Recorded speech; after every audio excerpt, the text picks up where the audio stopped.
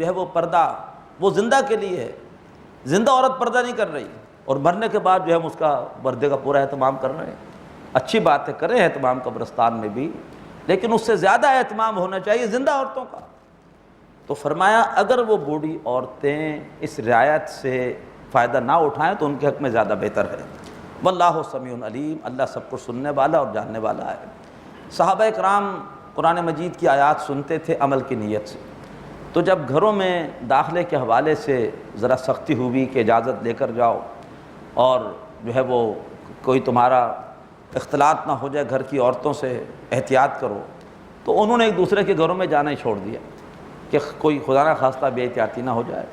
اب بعض گھروں میں جاتے تھے بعض بیمار یا معذور، گھر والوں نے کہا رکھا تھا کہ کھانے کے وقت آ جایا کرو، کھانا ہمارے یہاں کے کھا لیا کرو، کوئی نابینا ہے، کوئی لنگڑا ہے، کوئی بیمار ہے۔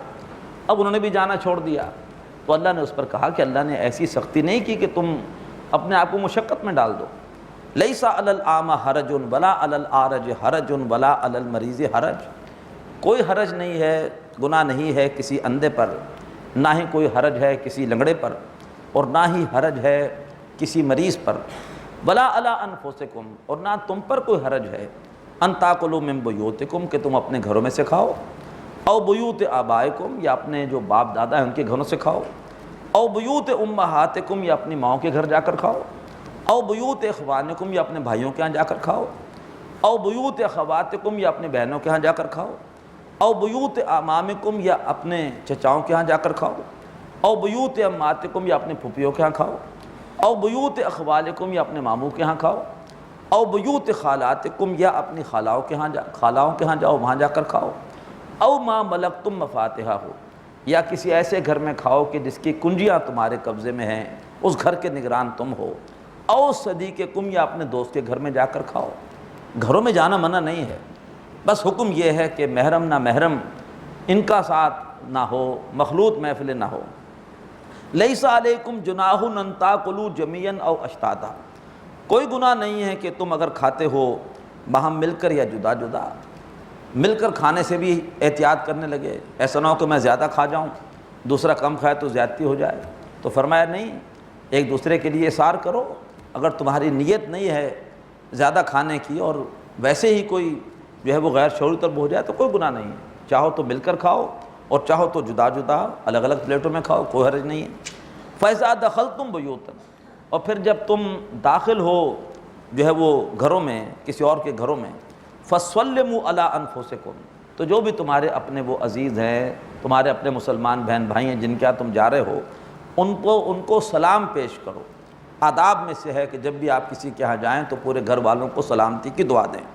تحیۃ من عند اللہ مبارکۃ طیبہ، یہ دعا ہونی چاہیے اللہ کی طرف سے، یہ دعا ہو برکت والی اور بڑی پاکیزہ۔ کذالک یبین اللہ لکم الآیات، اسی طرح سے اللہ تبارک و تعالیٰ تمہارے لیے آیتوں کو واضح کرتا ہے، لعلکم تعقلون، تاکہ تم غور و فکر کرو۔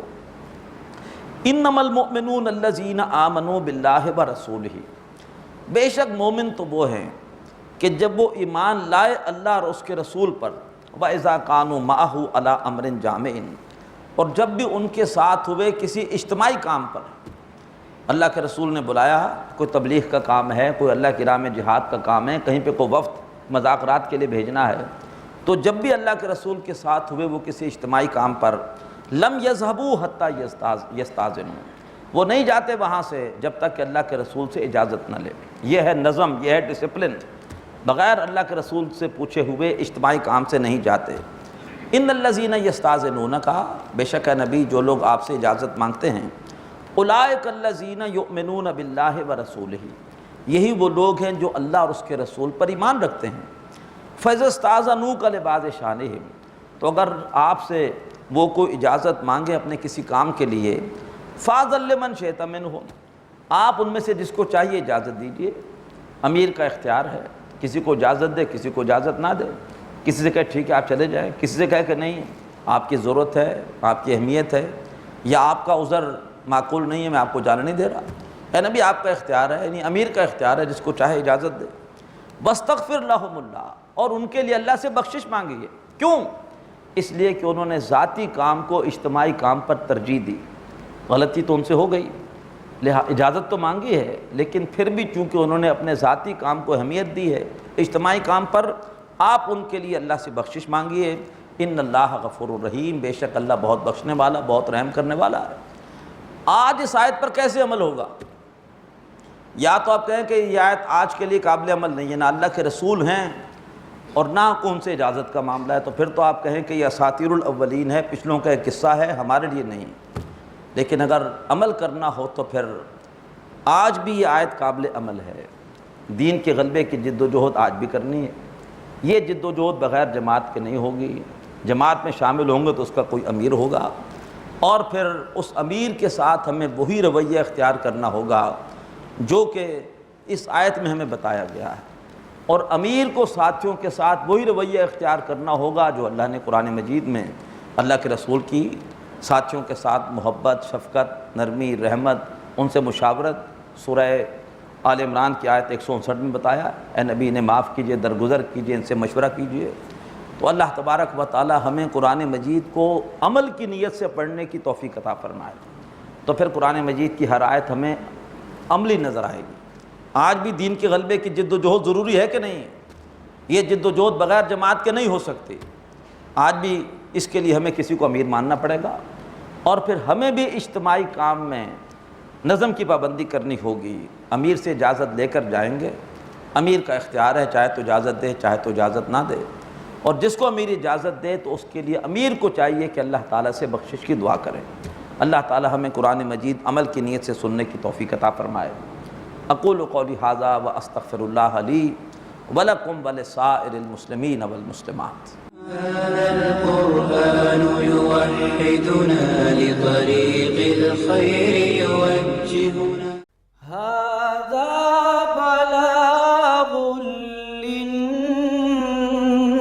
للناس، یہ قرآن لوگوں کے لیے اللہ کا پیغام۔ هذا القرآن يوحدنا لطريق الخير يوجهنا، الله تعالى أنزله ورسول الله معلم۔ نحمده ونصلي على رسوله الكريم، اما بعد فاعوذ باللہ من الشیطان الرجیم، بسم اللہ الرحمن الرحیم۔ لا تجعلوا دعاء الرسول بینکم کدعاء بعضکم بعضا قد یعلم اللہ الذین یتسللون منکم لواذا فلیحذر الذین یخالفون عن امرہ ان تصیبہم فتنہ او یصیبہم عذاب علیم۔ صدق اللہ العظیم۔ رب اشرح لی صدری ویسر لی امری واحلل عقدۃ من لسانی یفقہوا قولی، آمین یا رب العالمین۔ سورہ نور کے آخری رکوع میں نظم کی پابندی کے حوالے سے ہدایات آ رہی ہیں۔ پہلی ہدایت تو یہ آئی کہ جب بھی کسی اجتماعی کام میں جاؤ تو پھر ایمان کا تقاضا ہے، مومن وہی ہے کہ جب تک رخصت نہ لیں اجتماعی کام کو چھوڑ کر نہیں جاتے۔ اب اسی حوالے سے مزید ایک ہدایت دی جا رہی ہے کہ لا تجعلوا دعاء الرسول بینکم کدعاء بعضکم بعضا، اور دیکھو اپنے درمیان رسول کے بلاوے کو ایسے نہ سمجھو جیسے کہ تم میں سے بعض کا بعض کو بلانا ہوتا ہے۔ اگر رسول بلا رہے ہیں تو ان کا بلانے کی اہمیت ہے، اس لیے کہ وہ تمہارے اس وقت لیڈر ہیں، تمہارے امیر ہیں۔ امیر کا بلاوا اور کسی اور کا بلاوا یہ برابر نہیں ہو سکتا۔ تو صحابہ اکرام کو حکم یہ تھا کہ جب رسول بلائیں تو ان کے بلانے کو اولین ترجیح دو، ان کے بلاوے پر فوراً حاضر ہو۔ اللہ تعالی ہمیں بھی آج توفیق دے کہ اگر ہم دین کے غلبے کی جد و جہد کر رہے ہیں تو امیر کے لیے اسوہ اللہ کے رسول ہیں، اور مامورین کے لیے اسوہ صحابہ اکرام ہیں۔ لہٰذا ہمیں اسی حوالے سے ہمیں بھی کرنا چاہیے کہ اگر ہمیں اس کام میں ہم نے کسی کو بڑا مان لیا ہے اور ہم چاہتے ہیں ڈسپلن کے تحت ایک حکم پر ہم سب حرکت کریں، ایک حکم پر ہم بیٹھ جائیں، تبھی کچھ کام ہو سکے گا، ورنہ تو ہجوم ہے۔ جہاں ہر آدمی اپنے اپنے چلا رہا ہو تو وہاں تو کبھی بھی ایسے لوگ وہ ہجوم کام نہیں کر سکتا۔ تو اگر ہمیں امیر بلائے تو ہم امیر کی بات کو سب سے زیادہ اہمیت دیں باقی تمام لوگوں کی باتوں پر۔ تو نہ ٹھہراؤ رسول کے بلاوے کو اس طرح جیسے کہ تم میں سے بعض کو بلانا ہوتا ہے۔ قد یعلم اللہ الذین یتسللون منکم لواذا، اللہ تعالیٰ جانتا ہے ان کو جو تم میں سے چپکے سے کھسک جاتے ہیں۔ بعض لوگ ایسے تھے منافقین کہ وہ بغیر اجازت کے اجتماعی کام سے چلے جاتے تھے۔ وہ سوچتے تھے کہ اب اجتماع ہو رہا ہے اور کوئی تقاضا آنے والا ہے کہ فلاں مہم پر جانا ہے، کون جائے گا؟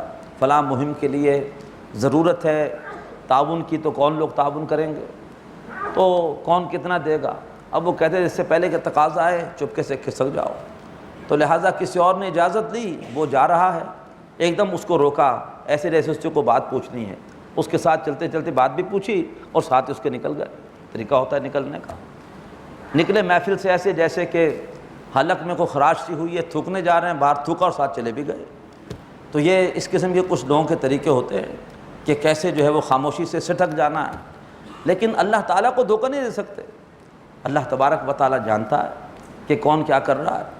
فَلْيَحْذَرِ الَّذِينَ يُخَالِفُونَ عَنْ أَمْرِهِ، بس چاہیے کہ ڈریں وہ لوگ جو کہ اللہ کے رسول کے حکم کی خلاف ورزی کر رہے ہیں، ان تصیبہم فتنہ، کہ ان پر کوئی فتنہ نہ آ جائے، اس روش سے پھر فتنے کا شکار ہوں گے، شیطان کا حملے کا شکار ہوں گے، او یصیبہم عذاب علیم، یا کہیں انہیں کوئی دردناک عذاب نہ پہنچ جائے۔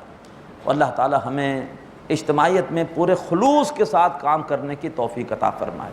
اللہ شیطان کے ہر حملے سے، ہر سستی سے، ہر کاہلی سے محفوظ فرمائے۔ فعال طریقے سے اللہ ہمیں اپنے دین کی خدمت کے لیے قبول فرمائے۔ الا ان للہ ما فی السماوات والارض، جان لو کہ بے شک اللہ ہی کے لیے ہے وہ سب کچھ جو آسمانوں میں ہے اور جو زمین میں ہے۔ قد یعلم ما انتم علیہ، اور وہ جانتا ہے کہ تم کس چیز پر ہو، کس حال پر ہو، ایمانی کیفیت پر ہو کہ منافقانہ کیفیت پر ہو۔ اس صورت میں ایمانی طرز عمل بھی آیا اور منافقانہ طرز عمل بھی آیا۔ پردے کے حوالے سے تم کہاں کھڑے ہو، پردے کے حوالے سے تمہاری کیا کیفیت ہے، آیا واقعی پردے کے احکامات پر عمل ہے یا اس حوالے سے بے احتیاطی ہے؟ اللہ تبارک و تعالیٰ جانتا ہے۔ ڈسپلن کے حوالے سے کہاں کھڑے ہو، نظم کی پابندی کر رہے ہو کہ نہیں کر رہے ہو؟ قد یعلم ما انتم علیہ، اللہ تعالیٰ جانتا ہے کہ تم کس حال پر ہو۔ وَيَوْمَ يُرْجَعُونَ إِلَيْهِ، اور جس روز وہ سب اللہ کی طرف لوٹائے جائیں گے، فَيُنَبِّئُهُم بِمَا عَمِلُوا، بس وہ اللہ تعالیٰ بتا دے گا جو بھی انہوں نے عمل کیا۔ اللہ تعالیٰ ہماری کمیاں کوتاہیاں معاف فرمائے۔ وَاللَّهُ بِكُلِّ شَيْءٍ عَلِيمٌ، اور اللہ تعالیٰ ہر چیز کا علم رکھتا ہے۔ سورۃ الفرقان، اب یہ مکی صورت ہے اور اب 8 مکی صورتیں ایک ساتھ آئیں گی۔ سورہ فرقان میں جو خاص بات بیان ہوئی وہ یہ ہے کہ اللہ کے رسول پر جو بھی اعتراضات کیے گئے، اللہ تعالیٰ نے وہ اعتراضات اس صورت میں نقل کیے اور ان اعتراضات کا جواب اللہ نے اس صورت میں عطا فرمایا۔ پہلی 3 آیتیں تمہید ہے جس میں کہ توحید باری تعالیٰ کا بیان ہے، اور پھر آیات 4 سے لے کے 34 تک 10 اعتراضات ہیں جو اللہ کے رسول پر کیے گئے اور ان کے جوابات اللہ نے دیے ہیں۔ بسم اللہ الرحمن الرحیم۔ تبارک الذی نزل الفرقان علی عبدہ، بابرکت ہے وہ ذات جس نے کہ اپنے بندے صلی اللہ علیہ وسلم پر فرقان، وہ کتاب، وہ قرآن جو حق و باطل میں فرق کرنے والی ہے۔ بابرکت ہے وہ ذات جس نے اپنے بندے پر حق و باطل میں فرق کرنے والی کتاب نازل کی۔ لِیَکُونَ لِلْعَالَمِینَ نَذِیرًا، تاکہ وہ بندہ یعنی وہ اللہ کے رسول ہو جائیں تمام جہان والوں کے لیے خبردار کرنے والے۔ الذی لہ ملک السماوات والارض، وہ اللہ کہ جس کے لیے ہے آسمانوں اور زمین کی بادشاہی۔ ولم یتخذ ولدا، اس نے کسی کو بیٹا نہیں بنایا۔ ولم یکن لہ شریک فی الملک، اختیار میں اس کے ساتھ کوئی شریک نہیں، وہ تنہ تنہا ہر چیز کا مختار اور جو ہے وہ مالک ہے۔ وخلق کل شیء، اس نے ہر چیز کو بنایا۔ فقدرہ تقدیرا، اور اس نے اس کا ایک اندازہ ٹھہرا دیا، اس کی ایک تقدیر بنا دی۔ واتخذوا من دونہ آلہہ، اور انہوں نے اللہ تعالیٰ کے سوا دوسری ہستیوں کو معبود بنا لیا۔ لا یخلقون شیئا وہم یخلقون، وہ ہستیاں کہ جنہوں نے کچھ بھی نہیں بنایا بلکہ وہ ہستیاں خود بنائی گئی ہیں۔ ولا یملکون لانفسہم ضرا ولا نفعا، اور وہ ہستیاں تو اپنے بارے میں بھی اختیار نہیں رکھتی، نہ کسی نقصان کا نہ اور نہ ہی کسی نفع کا۔ ولا یملکون موتا ولا حیاتا ولا نشورا، اور نہ وہ اختیار رکھتی ہیں مرنے کا اور نہ جینے کا اور نہ دوبارہ جی اٹھنے کا، وہ سب کی سب ٹوٹل اللہ تبارک و تعالیٰ کے رحم و کرم پر ہے۔ جب تک چاہے زندہ رکھے، جب چاہے موت دے دے، اور جب چاہے اللہ انہیں دوبارہ زندہ کرے۔ ایسی لاچار ہستیوں کو انہوں نے اللہ کے ساتھ شریک ٹھہرا رکھا ہے۔ یہ ہے تمہید، جس میں توحید کا بیان اور شرک کی نفی۔ اب اس صورت کا خاص مضمون اور اعتراضات جو اللہ کے رسول پر کیے گئے، ان کا بیان اور ان اعتراضات کا جواب۔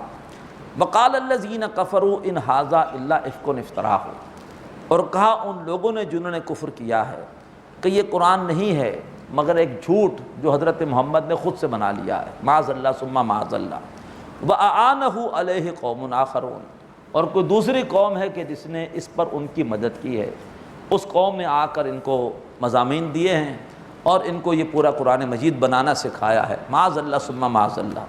جواب دیا گیا فَقَدْ جَاءُوا ظُلْمًا وَزُورًا، تو وہ تو اتر آئے ہیں بڑے ظلم پر، اور یہ ہے کہ لے آئے ہیں بہت بڑا جھوٹ، یعنی کھلم کھلا دھاندلی کر رہے ہیں، نشاندہی کریں کہ کب وہ قوم اللہ کے رسول کے پاس آتی ہے، کب انہیں وہ مضامین دیتی ہے، رنگے ہاتھوں پکڑ لیں کہ دیکھیں جناب یہ جو ہے وہ مضامین لا کے دیے جا رہے ہیں۔ فرمایا وہ انتہائی ظلم اور جھوٹ پر اتر آئے ہیں۔ دوسرا اعتراض، وقالوا اساطیر الاولین اقتتباہا، انہوں نے کہا کہ یہ کچھ پرانوں کے قصے کہانیاں ہیں کہ جو کہ حضرت محمد نے لکھ لیے ہیں، فہی تملا علیہ بکرۃ و اصیلا، اور وہی قصے ہیں کہ جس کی ان کو املا کرائی جاتی ہے صبح اور شام۔ جواب دیا گیا قل انزلہ الذی یعلم السر فی السماوات والارض، اے نبی ان سے کہیے کہ یہ قرآن اس ہستی نے نازل کیا ہے کہ جو آسمانوں اور زمین کے تمام رازوں سے واقف ہے، انہ کان غفورا رحیما، بے شک وہ بہت بخشنے والا رحم کرنے والا ہے، ورنہ وہ فوراً تمہاری پکڑ کر کے اور تمہیں تمہارے ان جھوٹوں کی سزا دے دے۔ تیسرا اعتراض، وقالوا ما لہذا الرسول، انہوں نے کہا یہ کیسے رسول ہیں، یاکل الطعام، یہ کھانا کھاتے ہیں، انہیں بشری کمزوری لاحق ہے، ویمشی فی الاسواق، اور چوتھا اعتراض یہ بازاروں میں چلتے پھرتے ہیں اور یہ جو ہے وہ بارگیننگ کرتے ہیں۔ لولا انزل الیہ ملک فیکون معہ نذیرا، اور کیوں نہیں اترتا ان کے اوپر کوئی فرشتہ جو ان کے ساتھ خبردار کرنے والا بن کر چلے، لوگوں سے کہے کہ با ادب با ملاحظہ ہوشیار اللہ کے رسول آ رہے ہیں، ایسا فرشتہ کیوں ان کے ساتھ نہیں چلتا؟ او یلقا الیہ کنز، یا کیوں نہیں ان کے اوپر ڈالا جاتا، انہیں عطا کیا جاتا کوئی خزانہ کہ یہ یتیم نہ ہوں بلکہ بڑے پیسے والے ہوں۔ او تکون لہ جنت یاکل منہا، یا پھر کیوں نہیں ان کے لیے مکہ میں اگ آتا کوئی باغ کہ یہ جس میں سے کھائیں۔ وقال الظالمون، اور کہا ظالموں نے، ان تتبعون الا رجلا مسحورا، کہ تم پیروی نہیں کر رہے اے لوگو مگر ایسے شخص کی کہ جس پر جادو کر دیا گیا ہے، یہ جادو زدہ انسان ہے، معاذ اللہ۔ یہ ہے 7 اعتراضات جو پہلے رکوع میں آئے۔ اللہ تعالیٰ کی طرف سے تبصرہ سنیے، انظر، اے نبی دیکھیے تو صحیح، کیف ضربوا لک الامثال، یہ آپ کے لیے کیسی مثالیں بیان کر رہے ہیں۔ فضلوا، پس یہ بھٹک چکے، فلا یستطیعون سبیلا، اور اب یہ سیدھا راستہ نہیں پا سکتے۔ تبارک الذی ان شاء جعل لک خیرا من ذلک جنات تجری من تحتها الانہار، پاک ہے وہ ذات کہ اگر وہ چاہے تو آپ کے لیے جو کچھ یہ کہہ رہے ہیں اس سے بہتر نعمتیں پیدا کر دے، آپ کے لیے اس سے بہتر اللہ تعالیٰ خزانے بھی پیدا کر دے، باغات بھی پیدا کر دے۔ جنات تجری من تحتها الانہار، ایسے باغات آپ کے لیے بنا دے کہ جن کے نیچے سے نہریں جاتی ہوں۔ وَيَجْعَلْ لَكَ قُصُورًا، اور وہ آپ کے لیے محل بنا دے۔ بل کذبوا بالساعۃ، اصل بات کچھ اور ہے، یہ کیوں اعتراض کر رہے ہیں؟ یہ نہیں چاہتے کہ آخرت کی بات کی جائے، انہیں کہا جائے کہ تمہارے جتنے بھی کالے کرتوت ہیں تم سے ان کے بارے میں پوچھا جائے گا۔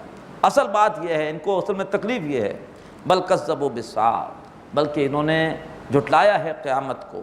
وَآتَدْنَا لِمَنْ كَذَّبَ بِالسَّاعَةِ سَعِيرًا، اور ہم نے اس کے لیے جو بھی آخرت کو جھٹلائے گا دہکتی ہوئی آگ تیار کر رکھی ہے۔ اِذَا رَأَتْهُم مِّن مَّكَانٍ بَعِيدٍ، جب وہ آگ ان کو دیکھے گی، جہنم ان کو دیکھے گی دور ہی کی جگہ سے، سَمِعُوا لَهَا تَغَيُّظًا وَزَفِيرًا، تو وہ سنیں گے اس جہنم کا غیظ و غضب اور اس کا دھاڑنا۔ وہ جہنم ان کو دیکھ کر غصے سے جھنجلا رہی ہوگی اور غصے سے دھاڑ رہی ہوگی۔ وَإِذَا أُلْقُوا مِنْهَا مَكَانًا سَيِّقًا، اور جب ان کو ڈالا جائے گا اس جہنم کی تنگ جگہ پر، اس جہنم میں جو ہے وہ اتنے زیادہ لوگ ہوں گے کہ گھٹن محسوس ہوگی، مقرنین، گھٹن بھی ہوگی، جگہ ان کے لیے تنگ بھی ہوگی، مزید یہ کہ وہ باہم زنجیروں میں جکڑے ہوں گے۔ دعوا ہنالک ثبورا، اب وہ پکاریں گے موت۔ لا تدعوا اليوم ثبورا واحدا، کہا جائے گا آج ایک موت کو مت پکارو، ودعوا ثبورا کثیرا، آج پکارو بہت ساری موتوں کو۔ قل، اے نبی ان سے پوچھئے، اذالک خیر، کیا یہ انجام بہتر ہے؟ کیا تم ایسے انجام کے طلبگار ہو؟ یا ام جنت الخلد التی وعد المتقون، یا اس جنت کے طلبگار ہو وہ ہمیشہ ہمیش کی جنت کہ جس کا وعدہ کیا گیا ہے متقیوں سے۔ کانت لہم جزاء و مصیرا، وہ جنت ان کے لیے بدلہ بھی ہے اور ان کے لیے لوٹ کر جانے کی جگہ بھی ہے۔ لہم فیہا ما یشاءون خالدین، اس جنت میں ان کے لیے وہ سب کچھ ہوگا جو وہ چاہیں گے، اور وہ اس جنت میں ہمیشہ ہمیش رہیں گے۔ کان علی ربک وعدا مسئولا، اور وہ جنت ایک ایسا وعدہ ہے کہ جس کا سوال رب سے کیا گیا تھا۔ اللہ تبارک و تعالیٰ سے وہ جنت مانگی گئی تھی، اس کا سوال رب سے کیا گیا تھا۔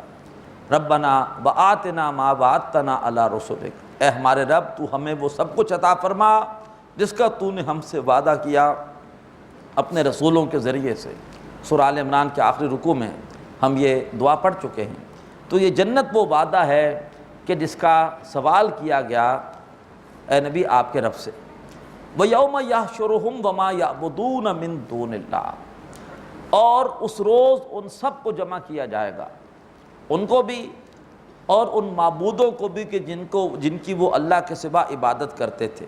فَيَقُول، تو اللہ تعالیٰ ان کے معبودوں سے پوچھے گا، فرشتوں سے پوچھے گا یا اولیاء اللہ سے پوچھے گا، اَأَنْتُمْ أَضْلَلْتُمْ عِبَادِي هَؤُلَاءِ، ارے کیا تم نے میرے ان بندوں کو گمراہ کیا تھا؟ کیا تم نے ان سے کہا تھا کہ ہمیں اللہ کے ساتھ شریک کر دو؟ ام ہم ضلوا السبیل، یا یہ خود ہی بھٹک گئے تھے، انہوں نے خود ہی تمہیں میرے ساتھ شریک کر دیا تھا۔ قالوا سبحانک، فرشتے کہیں گے، وہ اللہ کے نیک بندے اولیاء اللہ جن کو اللہ کے ساتھ شریک کیا گیا، وہ یہ کہیں گے، ما کان قالوا سبحانک، وہ کہیں گے اللہ تو پاک ہے، ما کان ینبغی لنا ان نتخذ من دونک من اولیاء، ہمارے لیے ہرگز یہ جائز نہ تھا کہ اے اللہ ہم تیرے سوا کسی اور کو ولی بنائیں، کسی اور کو اپنا حمایتی سمجھیں۔ وَلَٰكِن مَتَّعْتَهُمْ وَآبَاءَهُمْ، بلکہ تو نے ساز و سامان دیا ان کو بھی اور ان کے باپ دادا کو بھی، طویل عرصے تک یہ عیاشی میں اور آسودگی میں اچھے حالات میں رہے، حتیٰ نسوا الذکر، اور یہاں تک کہ یہ اصل ذکر کو، اصل نصیحت کو، یعنی اے اللہ تیری یاد کو، تیری توحید کو بھول گئے۔ وَكَانُوا قَوْمًا بُورًا، اور یہ تباہ ہونے والے لوگ تھے، ان کے سامنے حق کی دعوت آتی تھی، یہ ہٹ درمی سے اس کو مسترد کر دیتے تھے، یہ تباہی پر، اپنی تباہی پر خود تلے ہوئے تھے۔ فَقَدْ كَذَّبُوكُمْ بِمَا تَقُولُونَ، تو پھر اللہ تبارک و تعالیٰ کہے گا شرک کرنے والوں سے کہ دیکھو تمہارے معبودوں نے تو جھٹلا دیا جو کچھ کہ تم کہہ رہے تھے، آج تو وہ تمہاری کوئی مدد کرنے کو تیار نہیں ہے، نہ یہ تسلیم کرنے کو تیار ہیں کہ تم واقعی ان کے معبود تھے۔ وہ تو کہتے ہیں ہم تو خود اللہ تبارک و تعالیٰ کے بندے ہیں، ہم تو معبود نہیں ہیں۔ فما تستطیعون صرفا، تو اب تم عذاب کو ٹالنے کی استطاعت نہیں رکھتے، ولا نصرا، اور نہ ہی تم کہیں اور سے مدد حاصل کرنے کی استطاعت رکھتے ہو۔ ومن یظلم منکم، اور تم میں سے جس نے ظلم کیا ہے، شرک کیا ہے، نذقہ عذابا کبیرا، تو ہم اسے بڑا عذاب دیں گے۔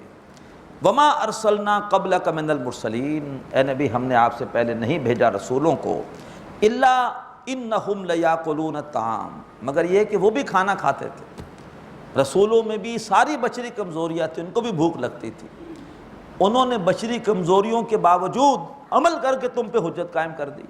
اگر ان کی بشری کمزوریاں نہ ہوتی تم بہانہ بنا لیتے، ان کے ساتھ تو پیٹ لگا ہوا نہیں ہے، عمل کیا تو کون سا کمال کیا، ہمارے ساتھ تو پیٹ لگا ہوا ہے۔ انہوں نے ساری بشری کمزوریوں کے باوجود عمل کر کے ایک قابل عمل نمونہ تمہارے سامنے پیش کر دیا۔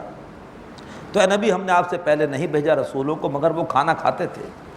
وَيَمْشُونَ فِي الْأَسْوَاقِ، بازاروں میں چلتے پھرتے تھے، اپنی ضرورت کی چیزیں خریدتے تھے اور بھاؤ میں کمی بیشی بھی کراتے تھے۔ وَجَعَلْنَا بَعْضَكُمْ لِبَعْضٍ فِتْنَةً، ہم نے تم میں سے بعض کو بعض کے لیے فتنہ بنا دیا۔ کافروں کے لیے رسالت، رسول کی رسالت فتنہ ہے کہ یہ بشر ہے، رسول کیسے ہوگا، یہ ان کے لیے فتنہ ہے۔ اور کافروں کا ظلم و ستم، ان کے اعتراضات، یہ اللہ کے نیک بندوں کے لیے فتنہ ہے۔ تو ہم نے آزمائش بنا دیا تم میں سے بعض کو بعض کے لیے۔ کافروں کے لیے آزمائش ہے اللہ کے رسول اور ان کی بشریت، کہ بشر ہو کے ہمارے لیے یہ رسول کیسے ہو سکتے ہیں، یہ ان کے لیے آزمائش ہے۔ اور مسلمانوں کی آزمائش یہ ہے کہ اب جو کافر ظلم کر رہے ہیں، طنز کر رہے ہیں، تشدد کر رہے ہیں، اب اس تشدد میں، اس آزمائش میں وہ صبر کرتے ہیں کہ نہیں کرتے ہیں۔ اتصبرون، تو کیا تم صبر کرتے ہو کہ نہیں کرتے ہو؟ وَكَانَ رَبُّكَ بَصِيرًا، اے نبی آپ کا رب دیکھنے والا ہے۔ اب اس کے بعد 7 اعتراض تو آئے تھے پہلے رکوع میں، اب 3 اعتراض آئیں گے تیسرے رکوع میں۔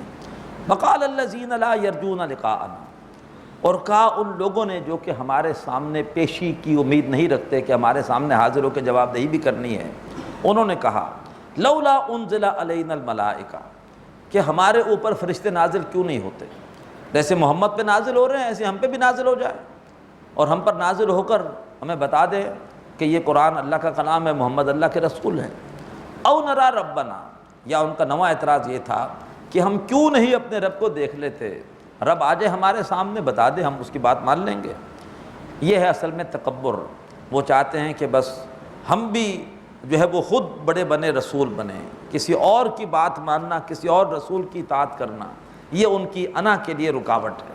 فرمایا لقد استکبروا فی انفسہم، انہوں نے اپنے جی میں تکبر کیا ہے۔ اگر ہر ایک کے سامنے اللہ آ کر خود ہی بتا دے، پھر ایمان بالغیب کا رہا، پھر امتحان کس بات کا رہا؟ امتحان تو ہے ہی غیب میں رہتے ہوئے ماننے کا نام۔ تو فرمایا لقد استکبروا فی انفسہم، انہوں نے اپنے جیوں میں تکبر کیا، وَأَتَوْا عُتُوبًا کبیرا، اور سرکشی کی ہے بہت بڑی سرکشی۔ یوم یرون الملائکہ، جس روز وہ فرشتوں کو دیکھیں گے، بدر کے میدان میں دیکھیں گے، موت کے وقت جب فرشتے آ کے ان کے منہ پر ماریں گے، ان کی کمروں پر ماریں گے، یہ مضمون اس سے پہلے آ چکا۔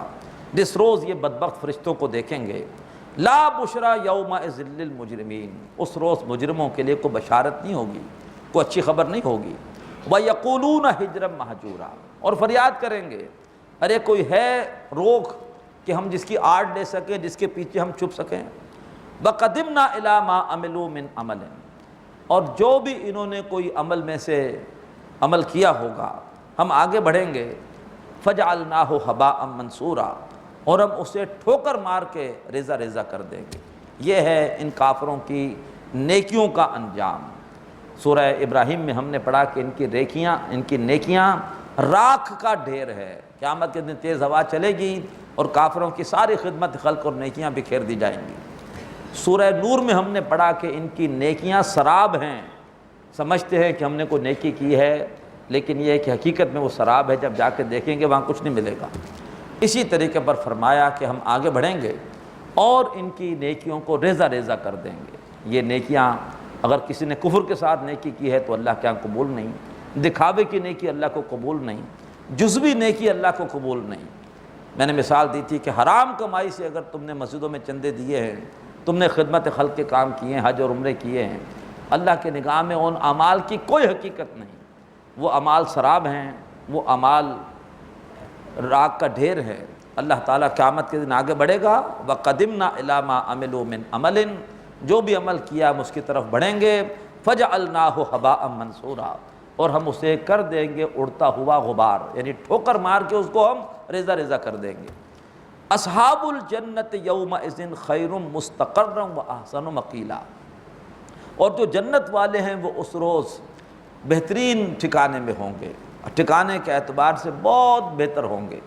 واحسن مقیلا، اور بہت ہی عمدہ جگہ پر ہوں گے دوپہر کے آرام کے حوالے سے۔ جنت میں بھی صبح بھی ہوگی، شام بھی ہوگی، یہ مضمون سورہ مریم میں بھی آ چکا، دوپہر بھی ہوگی۔ تو مقیلا کیلولے کے اعتبار سے جو جگہ ان کو میسر ہوگی وہ بڑی شاندار ہوگی۔ اللہ تعالی ہم سب کو عطا فرمائے۔ وَيَوْمَ تَشَقَّقُ السَّمَاءُ بِالْغَمَامِ، اور اس روز آسمان اپنے بادلوں سمیت پھٹ جائے گا۔ وَنُزِّلَ الْمَلَائِكَةُ تَنزِيلًا، اور پھر فرشتے اتارے جائیں گے لگاتار، اللہ بھی تشریف لائیں گے زمین پر۔ اور وَجَاءَ الْمَلَكُ وَجَاءَ رَبُّكَ وَالْمَلَكُ صَفًّا صَفًّا، اے نبی آپ کا رب بھی آئے گا، فرشتے بھی آئیں گے زمین پر، سورہ فجر میں مضمون آئے گا یہ۔ اور اس روز اتارے جائیں گے فرشتے لگاتار۔ الملک یومئذ الحق للرحمن، اس روز بادشاہی ہوگی برحق صرف رحمان کے لیے۔ آج تو دنیا میں مجازی بہت سارے بادشاہ بیٹھے ہوئے اپنی مرضیاں چلا رہے ہیں، قیامت کے دن اختیار صرف ہوگا رحمان کے لیے، اللہ کے لیے۔ وَكَانَ يَوْمًا عَلَى الْكَافِرِينَ عَسِيرًا، اور وہ دن کافروں کے لیے ہوگا بہت بھاری۔ وَيَوْمَ يَعَضُّ الظَّالِمُ عَلَىٰ يَدَيْهِ، اور اس روز ظالم اپنے ہاتھ کو چبائے گا، یقول فریاد کرے گا، یا لیتنی اتخذت مع الرسول سبیلا، ہائے میری بربادی، کاش کہ میں نے رسول کے ساتھ سیدھی راہ اختیار کر لی ہوتی۔ یا ویلتا لیتنی لم اتخذ فلانا خلیلا، ہائے میری خرابی، میری بربادی، کاش کہ میں نے فلاں شخص کو دوست نہ بنایا ہوتا۔ لقد اضلنی عن الذکر بعد اذ جاءنی، اس نے مجھے ذکر کے بعد جب وہ میرے پاس آیا تو مجھے بھٹکا دیا۔ میرے پاس ہدایت آ گئی تھی، اس بدبخت نے مجھے غلط پٹی پڑھائی اور کہا ارے چھوڑو اساطیر الاولین ہیں، ارے چھوڑو یہ تمہاری طرح کے انسان ہیں۔ وہ کہے گا کہ اللہ میرے اس دوست نے میرا بیڑا غرق کیا ہے۔ اللہ تعالی ہمیں اچھی دوستیاں اختیار کرنے کی توفیق عطا فرمائے۔ وَقَانَ الشَّيْطَانُ لِلْإِنسَانِ خَذُولًا، اور یہ شیطان ہے جو انسان کو دغا دینے والا ہے۔ اصل تو شیطان ہے گمراہوں کا، بھٹکے ہوئے لوگوں کا دوست، اور وہی برباد کرنے والا ہے۔ وقال الرسول، اور رسول صلی اللہ علیہ وآلہ وسلم فریاد کریں گے، یا رب، اے میرے رب، ان قوم اتخذوا ھذا القرآن مہجورا، کہ بے شک میری اس قوم نے قرآن مجید سے دوری اختیار کر لی تھی۔ ویسے تو اس سے مراد اللہ کے رسول کی قوم ہے، قریش ہے، کہ جنہوں نے قرآن مجید سے دوری اختیار کی۔ لیکن مفسرین نے اس کے حوالے سے لکھا ہے کہ اس آیت میں اگرچہ مذکور صرف کافروں کا ہے، تاہم قرآن کی تصدیق نہ کرنا، اس میں تدبر نہ کرنا، اس پر عمل نہ کرنا، اس کی تلاوت نہ کرنا، اس کی تصحیح قرات کی طرف توجہ نہ کرنا، اس سے اعراض کر کے دوسری لغویات یا حقیر چیزوں کی طرف متوجہ ہونا، یہ سب صورتیں درجہ بدرجہ ہجران قرآن یعنی قرآن سے دوری کے تحت میں داخل ہو سکتی ہے۔ تفسیر عثمانی۔ اللہ تبارک و تعالی ہمیں قرآن مجید سے محبت کرنے، اس سے سیکھنے، پڑھنے پڑھانے، اس پر عمل کرنے، اس کی تبلیغ کی توفیق عطا فرمائے۔ اقول قولی ھذا واستغفر اللہ لی ولکم ولسائر المسلمین والمسلمات۔ هذا القرآن يوحدنا لطريق الخير يوجهنا، هذا بلاغ للناس، یہ قرآن لوگوں کے لیے اللہ کا پیغام ہے۔ هذا القرآن يوحدنا لطريق الخير يوجهنا، الله تعالى أنزله ورسول الله معلم۔ نحمده ونصلي على رسوله الكريم، اما بعد فاعوذ بالله من الشیطان الرجیم، بسم اللہ الرحمن الرحیم۔ وَكَذَلِكَ جَعَلْنَا لِكُلِّ نَبِيٍّ عَدُوًّا مِّنَ الْمُجْرِمِينَ وَكَفَىٰ بِرَبِّكَ هَادِيًا وَنَصِيرًا۔ صدق اللہ العظیم۔ رب اشرح لی صدری ویسر لی امری واحلل عقدۃ من لسانی یفقہوا قولی، آمین یا رب العالمین۔ مشرکین مکہ کے ساتھ نبی اکرم صلی اللہ علیہ وسلم کی ایک کشمکش کا بیان سورہ فرقان کے اس تیسرے رکوع میں چل رہا ہے۔ فرمایا وَكَذَلِكَ جَعَلْنَا لِكُلِّ نَبِيٍّ عَدُوًّا مِّنَ الْمُجْرِمِينَ، اور ہم نے اسی طرح سے بنائے ہر نبی کے لیے دشمن مجرموں میں سے۔ بڑے بڑے مجرم ہر نبی کے ساتھ دشمنی کرتے رہے، ان کا رستہ روکتے رہے، ان پر اعتراضات کرتے رہے۔ وَكَفَىٰ بِرَبِّكَ هَادِيًا وَنَصِيرًا، لیکن اے نبی آپ کا رب کافی ہے ہدایت دینے والا ہونے کے اعتبار سے اور مددگار ہونے کے اعتبار سے۔ مجرموں نے لوگوں کو حق کی طرف آنے سے روکا، لیکن اللہ تبارک و تعالیٰ نے حق کی مدد کی، اہل حق کی مدد کی، اللہ نے پھر بھی لوگوں کو ہدایت دی اور لوگ حق کی طرف آتے رہے، دشمنوں کی سازشیں ناکام ہوتی رہیں۔ اب اس کے بعد 10واں اور آخری اعتراض مشرکین کا، 9 اعتراض اس سے پہلے بیان ہو چکے۔ وقال الذین کفروا، اور کہا ان لوگوں نے جنہوں نے کفر کیا، لولا نزل علیہ القرآن جملۃ واحدہ، کیوں نہیں نازل ہوا ان پر قرآن مجید ایک ہی دفعہ میں سارے کا سارا۔ لگتا ہے یہ خود قرآن بناتے ہیں، جتنا قرآن بنتا ہے اتنا لے آتے ہیں۔ اگر قرآن اللہ کا کلام ہے تو ایک ساتھ نازل ہو جائے۔ تو لولا نزل علیہ القرآن جملۃ واحدہ، کیوں نہیں قرآن مجید ان پر نازل ہوا ایک ہی جملے کی صورت میں، یعنی ایک ہی بار میں، یک بارگی۔ فرمایا کذالک، جواب دیا گیا اسی طرح سے اللہ نے قرآن مجید کو آہستہ آہستہ کر کے اتارا ہے، ایک ساتھ نہیں اتارا اللہ نے۔ کیوں؟ لنثبت بہ فؤادک، تاکہ اے نبی آپ اس کے ذریعے سے ہم آپ کے قلب مبارک کو ثابت قدمی عطا کریں۔ پورا قرآن مجید اگر ایک ساتھ نازل ہوتا تو اس کا یاد کرنا مشکل ہوتا، اس کا فہم حاصل کرنا مشکل ہوتا۔ کوئی واقعہ ہوا، اس کے شان نزول کے تحت قرآن نازل ہوا، ان آیات کا فہم حاصل ہو گیا۔ اگر ایک ساتھ پورا قرآن نازل ہوتا تو اس کا سمجھنا مشکل ہوتا۔ اعتراضات کیے گئے، اللہ نے جواب نازل کر دیا، اور اس سے ایک تسلی حاصل ہوئی کہ اللہ تبارک و تعالیٰ دیکھ رہا ہے کہ کیا اعتراضات کیے جا رہے ہیں۔ اللہ تعالیٰ اپنے بندوں کی مدد کے لیے ہر وقت موجود ہے۔ ادھر اعتراض ہوتا ہے، ادھر اللہ کی طرف سے جواب آ جاتا ہے، گویا اللہ کی مدد، اللہ تعالیٰ کی نصرت ہمارے شامل حال ہے۔ اور پھر یہ ہے کہ قرآن مجید ایک روح کی غذا ہے، اور یہ روح کی غذا آہستہ آہستہ اللہ نے اتاری تاکہ آہستہ آہستہ انسان اس کو جذب کر سکے، آہستہ آہستہ سہولت سے اس کو یاد کر سکے۔ ایک ساتھ پورا قرآن نازل ہوتا، نہ یاد کرنا آسان ہوتا، نہ سمجھنا آسان ہوتا، اور نہ ہی اس کو جو ہے وہ واقعتاً ایک روح کی غذا انسان کے لیے بنانا آسان ہوتا۔ وہ ایک پہاڑ محسوس ہوتا، تھوڑا تھوڑا نازل ہوا ہے تو اس کو جذب کرنا آسان ہوا۔ کذالک، اسی طرح سے اللہ نے قرآن پاک کو آہستہ آہستہ اتارا، لنثبت بہ فؤادک، تاکہ ہم اے نبی اس کے ذریعے سے آپ کے دل کو ثبات عطا کریں۔ ورتلناہ ترتیلا، اور ہم نے اسے آپ کو ٹھہر ٹھہر کر پڑھ کر سنایا ہے۔ اسی لیے حکم ہے کہ تم بھی قرآن کو ٹھہر ٹھہر کے پڑھو، جیسے اللہ تبارک و تعالیٰ نے ترتیل کے ساتھ ٹھہر ٹھہر کے اپنے حبیب کو صلی اللہ علیہ وسلم یہ قرآن سنایا اور پہنچایا۔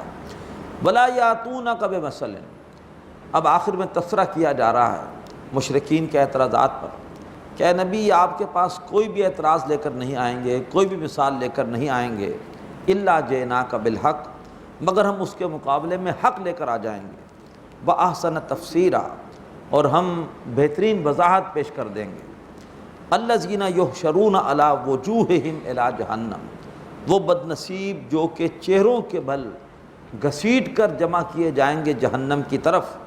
اولئک شر مکانا، وہ بد نصیب ہیں جو درجے کے اعتبار سے بہت برے ہیں۔ وَأَضَلُّ سَبِيلًا، اور وہ ہیں جو راستے کے اعتبار سے سب سے زیادہ بھٹکے ہوئے ہیں۔ اب اس کے بعد سورہ مبارکہ کے چوتھے رکوع میں التذکیر بایام اللہ، 6 قوموں کے حالات تفصیل سے تو آ چکے سورہ اعراف میں، سورہ ہود میں، لیکن اب ایک ہی رکوع میں اللہ تبارک و تعالیٰ ان قوموں کے حالات بیان کر رہا ہے، ان بڑے بڑے دنوں کا ذکر کر رہا ہے کہ جن دنوں میں بڑی بڑی تہذیبوں کو اللہ نے تباہ و برباد کیا۔ التذکیر بایام اللہ، اللہ کے وہ دن کہ جن میں اللہ کی قدرتوں کا ظہور ہوا۔ فرمایا وَلَقَدْ آتَيْنَا مُوسَى الْكِتَابَ، ہم نے حضرت موسیٰ علیہ السلام کو دی کتاب۔ وَجَعَلْنَا مَعَهُ أَخَاهُ هَارُونَ وَزِيرًا، اور ہم نے ان کے ساتھ ان کے بھائی ہارون علیہ السلام کو بنا دیا مددگار، بوجھ بٹانے والا، یعنی ان کی مدد کرنے والا۔ فَقُلْنَا اذْهَبَا إِلَى الْقَوْمِ الَّذِينَ كَذَّبُوا بِآيَاتِنَا، تو ہم نے ان دونوں سے کہا کہ جاؤ ایک ایسی قوم کی طرف جس نے ہماری آیتوں کو جھٹلایا ہے۔ فَدَمَّرْنَاهُمْ تَدْمِيرًا، اور پھر ہم نے اس قوم کو اٹھا کر پٹخ دیا۔ اشارہ ہے آل فرعون کی طرف۔ وَقَوْمَ نُوحٍ، اور حضرت نوح علیہ السلام کی قوم، لما کذب الرسل، جب اس قوم نے رسولوں کو جھٹلایا، اغرقناہم، ہم نے انہیں ڈبو دیا۔ وجعلناہم للناس آیا، اور ہم نے ان کو لوگوں کے لیے ایک عبرت بنا دیا، وآتدنا للظالمین عذابا علیما، اور ظالموں کے لیے ہم نے دردناک عذاب تیار کر رکھا ہے۔ وعادم و سمود، اسی طرح سے قوم عاد اور قوم سمود، واصحاب الرس، اور کنویں والے۔ یہ کنویں والے کون ہیں؟ ہمارے پاس اس کے بارے میں کوئی حتمی جو ہے وہ تفصیل موجود نہیں ہے، صرف یہ رائے دی ہے مفسرین نے کہ بنی اسرائیل نے ہی کسی زمانے میں اپنے ایک نبی کو کنویں میں لٹکا دیا تھا، اور وہ بیچارے وہیں پر سسک سسک کر وہ شہید ہوئے تھے۔ تو وہ بدبخت جو کنویں والے تھے، وَقُرُونًا بَيْنَ ذَلِكَ كَثِيرًا، اور ان کے بیچ میں بھی بہت ساری نسلیں گزری ہیں۔ وَكُلًّا ضَرَبْنَا لَهُ الْأَمْثَالَ، ان سب کے لیے ہم نے مثالیں بیان کی۔ وَكُلًّا تَبَّرْنَا تَتْبِيرًا، اور ان میں سے ہر ایک کو ہم نے ایسے برباد کیا جیسے کہ برباد کیا جاتا ہے۔ وَلَقَدْ أَتَوْا عَلَى الْقَرْيَةِ الَّتِي أُمْطِرَتْ مَطَرَ السَّوْءِ، اور یہ مشرکین مکہ، یہ ظالم، یہ آتے رہے ہیں اس بستی پر کہ جس پر برسائی گئی تھی بہت بری بارش۔ یہ اشارہ ہے قوم لوط کی طرف کہ جن کے کھنڈرات سے یہ شام کے طرف جاتے ہوئے ان کے کھنڈرات سے یہ گزرتے تھے، اور پتھروں کی بارش اس بستی والوں پر ہوئی تھی۔ افلم یکونوا یرونہا، کیا انہوں نے اس بستی کو دیکھا نہیں ہے؟ بل کانوا لا یرجون نشورا، بلکہ یہ دوبارہ جی اٹھنے کا یقین نہیں رکھتے، انہیں آخرت کی جواب دہی کا یقین نہیں ہے، اس لیے یہ حق کو چھٹلا رہے ہیں۔ وَإِذَا رَأَوْكَ، اے نبی جب بھی وہ آپ کو دیکھتے ہیں، إِن يَتَّخِذُونَكَ إِلَّا حُزُوًا، تو وہ آپ کو نہیں بناتے مگر مذاق، معاذ اللہ، گستاخیاں کرتے ہیں، آپ کی توہین کرتے ہیں۔ أَهَٰذَا الَّذِي بَعَثَ اللَّهُ رَسُولًا، طنزی انداز سے کہتے ہیں اچھا یہ ہے وہ شخص کہ جس کو اللہ نے رسول بنا کر بھیجا ہے، اور پھر ہنستے تھے، مذاق اڑاتے تھے، یہ ہیں صاحب جو رسول بنا کر بھیجے گئے۔ إِن كَادَ لَيُضِلُّنَا عَنْ آلِهَتِنَا، ارے یہ شخص تو قریب تھا اس کے کہ ہمیں ہمارے معبودوں سے ہٹا دیتا۔ لولا ان صبرنا علیہا، اگر ہم نے اپنے معبودوں پر صبر نہ کیا ہوتا، ان پہ ڈٹ نہ گئے ہوتے، اس نے تو ہمیں ہمارے معبودوں سے ہٹا دینا تھا۔ اب اللہ کا جواب سنیے، وسوف یعلمون، یہ بدبخت ان قریب جان لیں گے، حین یرون العذاب، جب کہ وہ دیکھیں گے عذاب، من اضل سبیلا، کہ کون ہے جو راستے کے اعتبار سے زیادہ بھٹکا ہوا ہے۔ ارأیت من اتخذ الہہ ہوا، اے نبی کیا آپ نے اس شخص کو دیکھا جس نے اپنی خواہشات کو اپنا الہ بنا لیا ہے؟ شرک یہ نہیں ہوتا کہ انسان کسی بت کو ہی معبود بنائے، بلکہ یہ ہے کہ اپنی خواہشات نفس کو بھی لوگ معبود بنا لیتے ہیں، اور اس زمانے میں سب سے بڑا معبود ہم سب کا ہماری خواہشات نفس ہے۔ براہیمی نظر پیدا مگر مشکل سے ہوتی ہے، ہوس چھپ چھپ کے سینوں میں بنا لیتی ہے تصویریں۔ تو ہمارا معبود اس وقت ہماری اکثریت کا ہماری خواہش نفس ہے، جو جی میں آتا ہے وہ کرتے ہیں۔ رمضان میں نمازیں پڑھ لیں گے، رمضان کے علاوہ نہیں پڑھتے۔ بعض اوقات میرا جی چاہتا ہے مسجد میں اعلان کروں میں کہ بھائی ہماری مسجد میں انشاءاللہ رمضان کے بعد بھی 5 وقت نمازوں کا انتظام ہے، تو رمضان کے بعد بھی تشریف لائیے گا، لیکن نہیں، طے کیا ہوا ہے رمضان میں پڑھنی ہے، اس کے بعد نہیں پڑھنی۔ یہ اللہ کی نماز ہے کہ مرضی کی نماز ہے؟ جمعہ پڑھنا ہے، باقی نمازیں نہیں پڑھنی۔ روزے رکھنے ہیں، لیکن روزے میں کھانا پینا چھوڑنا ہے، سود نہیں چھوڑنا، رشوت نہیں چھوڑنی، کمیشن لینا نہیں چھوڑنا، ناجائز کمیشن، ناجائز منافع خوری، یہ سب ہمارے معاشرے میں چل رہا ہے۔ پردہ نہیں کرنا، باقی احکامات پر عمل کرنے کو تیار ہیں۔ تو یہ اللہ کی اطاعت نہیں ہے، یہ اپنی مرضی کی اطاعت ہے۔ یہ حکم میں لے لوں گا، اس حکم کو میں چھوڑ دوں گا۔ فرمایا اے نبی کہ آپ نے اس کو دیکھا کہ جس نے اپنی خواہشات نفس کو اپنا معبود بنا لیا ہے۔ افانت تکون علیہ وکیلا، اے نبی کیا آپ اس کی طرف سے کوئی ذمہ قبول کریں گے؟ کیا آپ اللہ کے ہاں اس کی وکالت کریں گے، اس کی کوئی حمایت کریں گے، اس کی کوئی شفاعت کریں گے؟ اللہ تبارک و تعالی ہمیں ہر بھائی بہن کو اپنا اپنا جائزہ لینے کی توفیق عطا فرمائے۔ اپنا جائزہ لیجئے کہ میں اللہ کی اطاعت کر رہا ہوں کہ اپنی خواہش نفس کی اطاعت کر رہا ہوں۔ اطاعت دنیا میں 2 ہوتی ہیں، تیسری کوئی اطاعت نہیں، یا اللہ کی اطاعت ہوتی ہے اور یا اپنی خواہش نفس کی اطاعت ہوتی ہے، اور کوئی تیسری اطاعت آپ کو نظر نہیں آئے گی۔ لہٰذا ہر آدمی اپنا جائزہ لے کہ آیا میں ٹوٹل اسلام پر عمل کر رہا ہوں، اور یا یہ ہے کہ میں نے پک اینڈ چوز کا سوچا ہوا ہے کہ یہ حصہ میں عمل کروں گا اور باقی جگہ میں عمل نہیں کروں گا۔ اللہ تعالیٰ میں اس روش سے محفوظ فرمائے۔ ام تحسبوا ان اکثرهم یسمعون، اے نبی آپ کیا خیال کرتے ہیں کیا ان میں سے اکثر سنتے ہیں؟ اور یاقلون، یا وہ غور و فکر کرتے ہیں؟ آپ کی آواز بہرے کانوں سے ٹکرا کے واپس آ رہی ہے، ان میں سے اکثر نہ سنتے ہیں نہ غور کرتے ہیں۔ ان ہم الا کالانعام، وہ نہیں ہے مگر چوپایوں کی طرح، بل ہم اضل سبیلا، بلکہ یہ ان سے بھی زیادہ راستے کے اعتبار سے بھٹکے ہوئے ہیں۔ اب اس کے بعد اگلے رکوع میں التذکیر بے آلاء اللہ، اب اللہ کی نعمتوں کا، قدرتوں کا ذکر آ رہا ہے۔ الم تر الی ربک کیف مد الظل، کیا تم نے دیکھا نہیں کہ تمہارے رب نے کیسے سائے کو دراز کر دیا؟ کتنی عظیم نعمت ہے سایہ، اور خاص طور پر قدرتی چیزوں کا سایہ، درختوں کا سایہ، وہ کیا اللہ کی نعمت ہے، کیا اس میں ٹھنڈ ہوتی ہے۔ وَلَوْ شَاءَ لَجَعَلَهُ سَاكِنًا، اگر اللہ تعالیٰ چاہتا تو اسے ساکن کر دیتا، سورج کو اللہ کھڑا کر دیتا اور سائے بنتے ہی نہ، ہمیں سائے والی نعمت ملتی ہی نہ۔ ثُمَّ جَعَلْنَا الشَّمْسَ عَلَيْهِ دَلِيلًا، پھر اللہ تعالیٰ نے سورج کو اس پر بنا دیا دلیل، یعنی سورج کی حرکت سے سایہ جو ہے وہ آگے بڑھتا ہے۔ اور دوسرا مفہوم یہ ہے کہ سورج کی تپش ہمیں سائے کی اہمیت سے روشناس کرتی ہے، ضد کی وجہ سے کسی چیز کی حقیقت ظاہر ہوتی ہے۔ اندھیرا نہ ہو تو دن اجالے کی اہمیت یہ نہ ہمارے سامنے نہ آئے، اگر بھوک نہ دیکھی ہو تو سحری کی اہمیت ہی ہم پر واضح نہ ہو۔ اسی طریقے پر دھوپ کی تپش کی وجہ سے ہمیں سائے کی رحمت کا احساس ہوتا ہے۔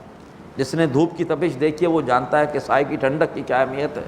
تو ہم نے سورج کو یعنی اس کی تپش کو اس پر دلیل بنا دیا، اس کی وجہ سے سائے کی اہمیت تم پر واضح ہوئی۔ ثم قبضناہ الینا قبضا یسیرا، اور پھر ہم اس سائے کو کھینچ لیتے ہیں بڑی آسانی کے ساتھ۔ سایہ دراز ہوتا ہے صبح کے وقت، اور اس کے بعد دوپہر میں آ کے سایہ اللہ کھینچ لیتا ہے، سایہ ختم ہو جاتا ہے، شام میں دوبارہ سایہ دراز ہو جاتا ہے۔ وَهُوَ الَّذِي جَعَلَ لَكُمُ اللَّيْلَ لِبَاسًا، اور اس اللہ نے رات کو تمہارے لیے بنا دیا ہے لباس، جیسے لباس ڈھانپ لیتا ہے تمہارے جسم کو، رات آ کر ڈھانپ لیتی ہے تمہاری زمین کو، تمہارے اوپر آ کر چادر کی طرح، کالی چادر کی طرح تمہاری زمین پر چھا جاتی ہے۔ اور جیسے لباس سے آدمی کو سکون ملتا ہے، رات کو انسان کو سکون ملتا ہے۔ جو مزہ رات کی نیند کا ہے وہ دن کی نیند کا کبھی نہیں ہو سکتا۔ وَالنَّوْمَ سُبَاتًا، اور نیند کو اللہ نے بنایا ہے تمہارے آرام کے لیے، کتنی تھکن ہوتی ہے، سوتے ہو دوبارہ فریش ہو جاتے ہو۔ وَجَعَلَ النَّهَارَ نُشُورًا، اور اللہ نے بنایا ہے دن کو دوبارہ جی اٹھنے کے لیے، دوبارہ ایک نئے جوش کے ساتھ اپنے کاموں کے لیے سرگرم ہونے کے لیے۔ وَهُوَ الَّذِي أَرْسَلَ الرِّيَاحَ، اور وہی اللہ جس نے کہ بھیجا ہواؤں کو، بشرم بین یدی رحمت، بشارت دینے والا بنا کر اپنی رحمت کے آگے آگے۔ بارش سے پہلے ہوا آتی ہے ٹھنڈی، اور اسی سے محسوس ہوتا ہے کہ اللہ کی رحمت آ رہی ہے۔ وَأَنزَلْنَا مِنَ السَّمَاءِ مَاءً طَهُورًا، اور ہم نے اتارا آسمان سے بڑا ستھرا پاکیزہ پانی، لِنُحْيِيَ بِهِ بَلْدَةً مَيْتًا، تاکہ ہم اس پانی کے ذریعے سے مردہ زمین کو زندہ کریں۔ وَنُسْقِيَهُ مِمَّا خَلَقْنَا أَنْعَامًا، وہ پانی ہم نے پلایا ان کو جو ہم نے بنایا ہے چوپائے ان کو، وَأَنَاسِيَّ كَثِيرًا، اور وہ پانی ہم نے پلایا بہت سے انسانوں کو۔ وَلَقَدْ صَرَّفْنَاهُ بَيْنَهُمْ، ہم نے اس پانی کو تمہارے درمیان گردش دی، لِيَذَّكَّرُوا، تاکہ وہ اس سے کوئی نصیحت حاصل کریں، کوئی اس سے اللہ کی معرفت حاصل کریں۔ یہ مضمون اس سے پہلے بھی آیا ہے کہ اللہ نے کتنا ہمارے لیے جو ہے وہ نعمت والا واٹر سائیکل بنایا ہے۔ سمندر ہمارے انڈر گراؤنڈ ٹینکس ہیں، اور پہاڑ ہمارے اوور ہیڈ ٹینکس ہیں۔ سمندروں سے پانی بخارات کی شکل میں اٹھتا ہے، بادل بنتے ہیں اور جاتے ہیں ہمارے اوور ہیڈ ٹینکس پہاڑوں کی طرف۔ راستے میں کہیں کہیں برس جاتے ہیں، ہمیں نعمت مل جاتی ہے، لیکن اصلاً وہ جا کے پہاڑوں پر جا کر برف کی صورت میں جم جاتے ہیں۔ برف وہاں سے پگھل کر سارا سال ہمارے پاس دریاؤں کی صورت میں یا زیر زمین سوتوں کی صورت میں آتی ہے، اور ہم فریش واٹر دریاؤں سے، نہروں سے، زیر زمین سوتوں سے، بورنگ کے ذریعے، ٹیوب ویل کے ذریعے استعمال کرتے رہتے ہیں۔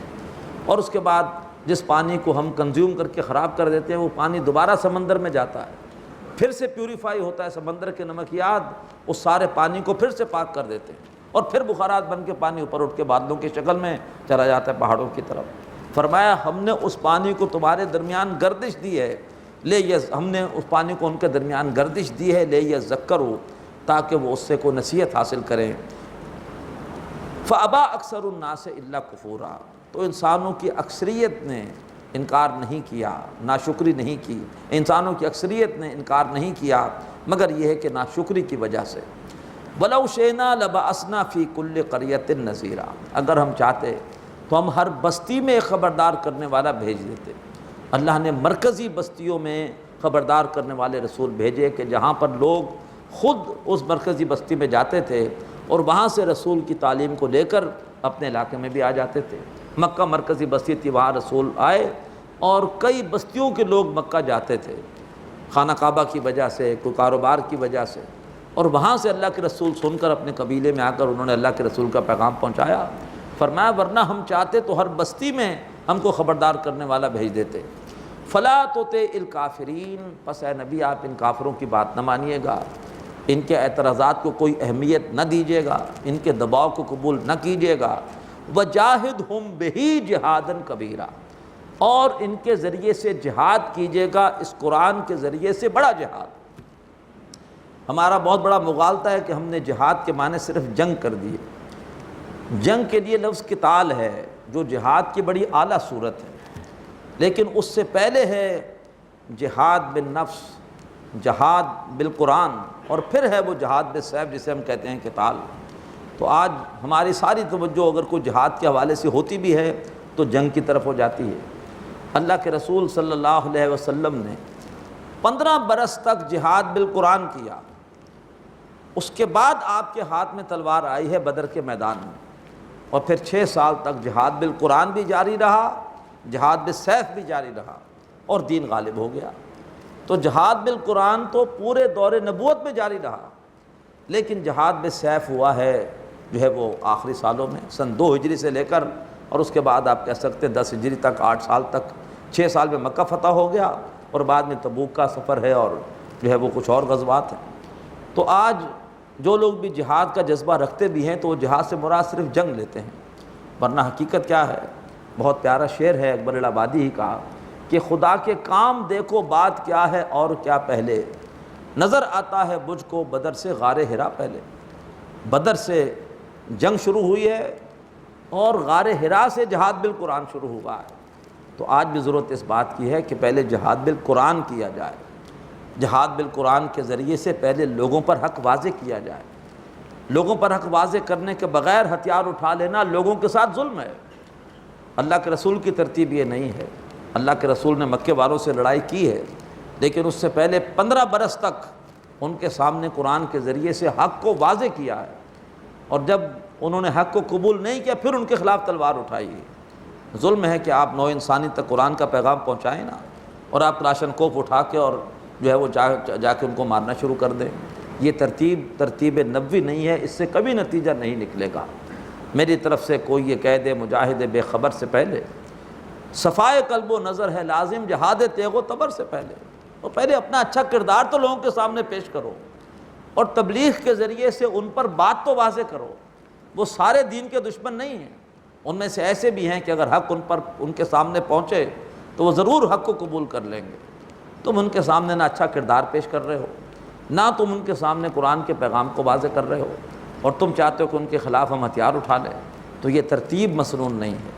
وجاہدہم بہ، اے نبی اس قرآن کے ذریعے ان سے جہاد کیجئے، جہاداً کبیرہ، بہت بڑا جہاد۔ مکی صورت ہے، ابھی مکی دور میں تلوار نہیں اٹھائی گئی، مکی دور پورا 13 برس، بعد کے بھی 2 برس صرف قرآن کے ذریعے سے تبلیغ ہوتی رہی، اور بہت سے لوگ ہیں جو اس قرآن کی تبلیغ کے ذریعے سے اللہ کا شکر ہے ہدایت پر آ گئے، تباہی سے بربادی سے بچ گئے۔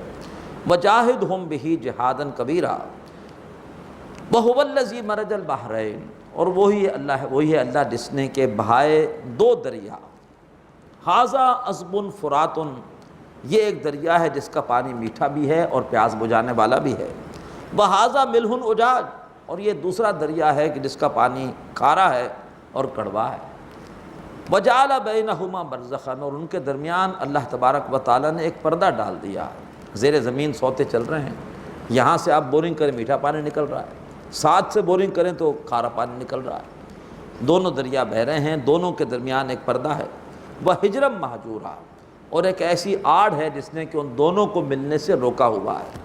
کس کی کاریگری ہے، کس کی یہ ساری کی ساری قدرت ہے۔ وَهُوَ الَّذِي خَلَقَ مِنَ الْمَاءِ بَشَرًا، اور وہی ہے کہ جس نے پانی سے بنایا انسان، فَجَعَلَهُ نَسَبًا وَصِهْرًا، اور پھر اس کے رشتہ دار بھی بنائے اور اس کا سسرال بھی بنایا، اس کے نسلی یعنی پیدائشی رشتہ دار بھی بنائے اور سسرال بھی بنایا۔ کتنی بڑی انسان کے لیے سپورٹ ہے ان رشتہ داروں کی وجہ سے۔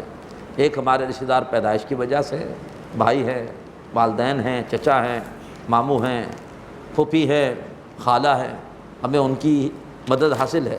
اور پھر شادی کے بعد ایک اور خاندان کی سپورٹ انسان کو حاصل ہو جاتی ہے۔ وَقَانَ رَبُّكَ قَدِيرًا، اے نبی آپ کا رب ہر چیز پہ قدرت رکھتا ہے۔ وَيَعْبُدُونَ مِن دُونِ اللَّهِ، اور وہ اللہ تعالیٰ کے سوا عبادت کرتے ہیں ایسی ہستیوں کی، مَا لَا يَنفَعُهُمْ وَلَا يَضُرُّهُمْ، جو نہ انہیں فائدہ دے سکتی ہیں اور نہ ہی نقصان پہنچا سکتی ہیں۔ وَقَانَ الْكَافِرُ عَلَىٰ رَبِّهِ ظَهِيرًا، اور کافر نے اپنے رب سے رخ پھیرا ہوا ہے۔ وَمَا أَرْسَلْنَاكَ إِلَّا مُبَشِّرًا وَنَذِيرًا، تو اے نبی ہم نے آپ کو نہیں بھیجا مگر بشارت دینے والا بنا کر، خبردار کرنے والا بنا کر۔ قُلْ مَا أَسْأَلُكُمْ عَلَيْهِ مِنْ أَجْرٍ، اے نبی آپ ان سے کہیے کہ میں جو بھی تمہیں تبلیغ کر رہا ہوں میں اس پر تم سے کوئی اجر نہیں مانگ رہا، میری ساری کی ساری تبلیغ بے غرضی کے ساتھ ہے، خلوص کے ساتھ ہے۔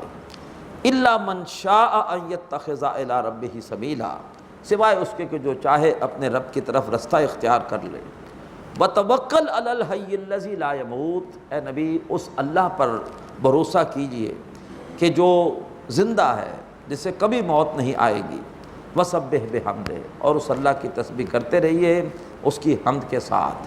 سبحان اللہ وبحمدہ سبحان اللہ العظیم، دو کلمے ہیں زبان پر ہلکے اور ترازو میں بھاری، رحمان کو بڑے پیارے۔ کلمتان خفیفتان علی اللسان ثقیلتان فی المیزان حبیبتان الی الرحمن، سبحان اللہ وبحمدہ سبحان اللہ العظیم۔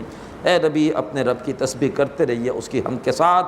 وَكَفَىٰ بِهِ بِذُنُوبِ عِبَادِهِ خَبِيرًا، اور وہ اپنے بندوں کے گناہوں سے خوب واقف ہے، اس کو پتہ ہے کہ کون سے بندے کا کیا کردار ہے۔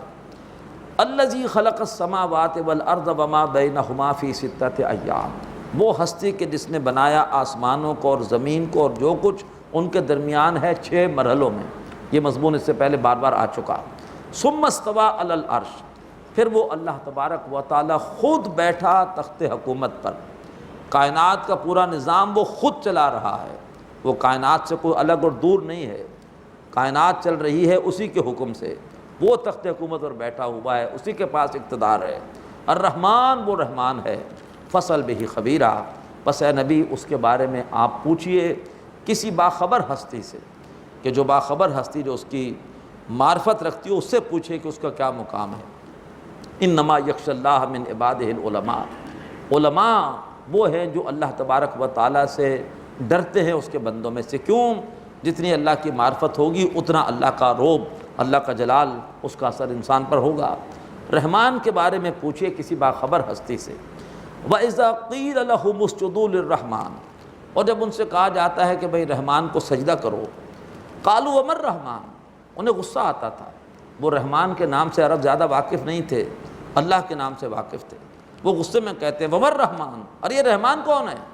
أَتَسْجُدُ لِمَا تَأْمُرُونَ، اے نبی، اے محمد، کیا ہم سجدہ اس کو کریں جس کا تم ہمیں حکم دو، ہم تمہارے کہنے پر سجدہ کریں؟ اللہ نے جواب دیا سورہ بنی اسرائیل میں، قُلِ ادْعُوا اللَّهَ أَوِ ادْعُوا الرَّحْمَٰنَ أَيَّمَّا تَدْعُوا فَلَهُ الْأَسْمَاءُ الْحُسْنَىٰ، ارے اللہ کہہ کے پکارو یا رحمان کہہ کے پکارو، تم جس بھی نام سے پکارو گے سارے اچھے نام اسی کے ہیں۔ تو کہتے ہیں کون ہے رحمان؟ أَنَسْجُدُ لِمَا تَأْمُرُونَ، کیا اب اس کو سجدہ کرے جس کا اے محمد تم ہمیں حکم دیتے ہو؟ وَزَادَهُمْ نُفُورًا، اور بڑھ جاتا ہے اس سے اور ان کا بدکنا، ان کی نفرت۔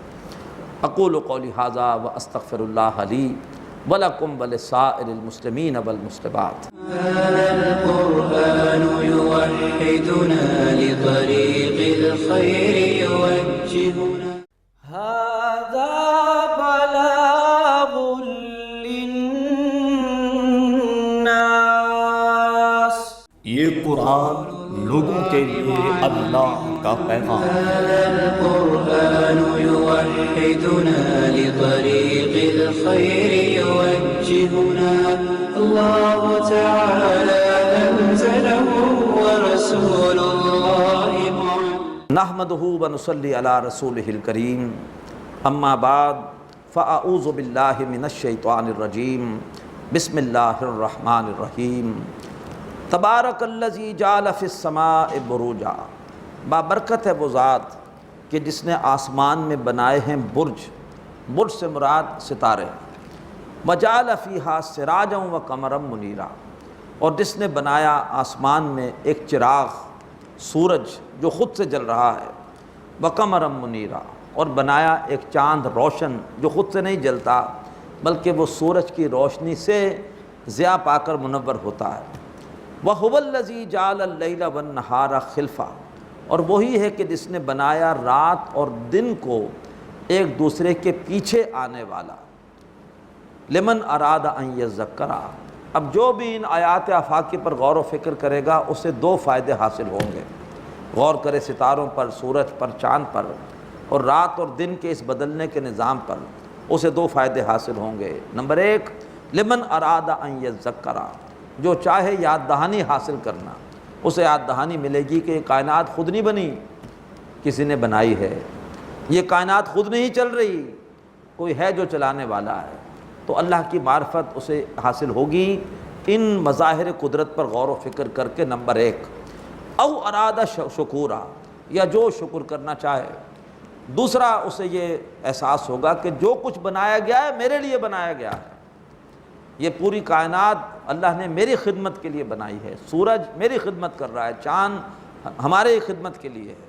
تو دو فائدے ہوتے ہیں آیات الہی پر غور کرنے کے، ایک تذکر اور ایک تشکر، یاد دہانی حاصل ہوتی ہے اور اللہ تعالیٰ کے لیے شکر کے جذبات پیدا ہوتے ہیں۔ اب اس کے بعد اس آخری رکوع میں سورہ فرقان کے قرآن کے انسان مطلوب کے اوصاف بیان ہو رہے ہیں۔ اللہ کے رسول نے جو تربیت کی صحابہ اکرام کی، انہیں کیا سے کیا بنایا، یہ ہے اللہ تعالیٰ کے محبوب بندوں کے اوصاف جو صحابہ اکرام میں تھے، اور اللہ تبارک و تعالیٰ ہمیں بھی ان کے نقش قدم پر چلنے کی اور یہ اوصاف اپنے اندر پیدا کرنے کی توفیق عطا فرمائے۔ فرمایا وعباد الرحمن، اور جو رحمان کے بندے ہیں، بڑی پیاری اصطلاح ہے، لفظ عبد سے شرک کی جڑ کٹ جاتی ہے، بندہ ہے معبود نہیں ہے، اور رحمان اللہ تعالیٰ کا سب سے پیارا نام ہے، سب سے چوٹی کا نام ہے، جس میں اللہ تعالیٰ کی رحمت کا جوش ظاہر ہوتا ہے۔ وعباد الرحمن، جو رحمان کے بندے ہیں، الذین یمشون علی الارض ہونا، ان کی پہلی صفت یہ ہے کہ وہ زمین پر چلتے ہیں دبے پاؤں، تکبر نہیں ہوتا بلکہ یہ ہے کہ عاجزی ہوتی ہے، انکساری ہوتی ہے۔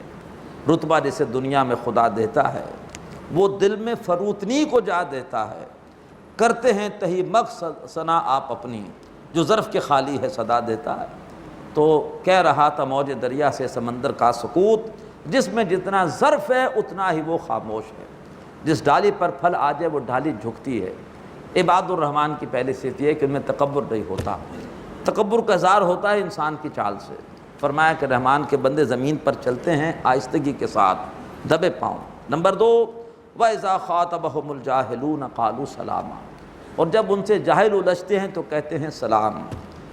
بحث کر کے ان کے ساتھ اپنا وقت ضائع نہیں کرتے اور چاہتے ہیں کہ دوبارہ بھی ان کے ساتھ کوئی گفتگو کا موقع رہے۔ اگر آج ہم لڑ بھڑ کے ان سے علیحدہ ہو گئے تو بعد میں تبلیغ کا امکان ختم ہو جائے گا۔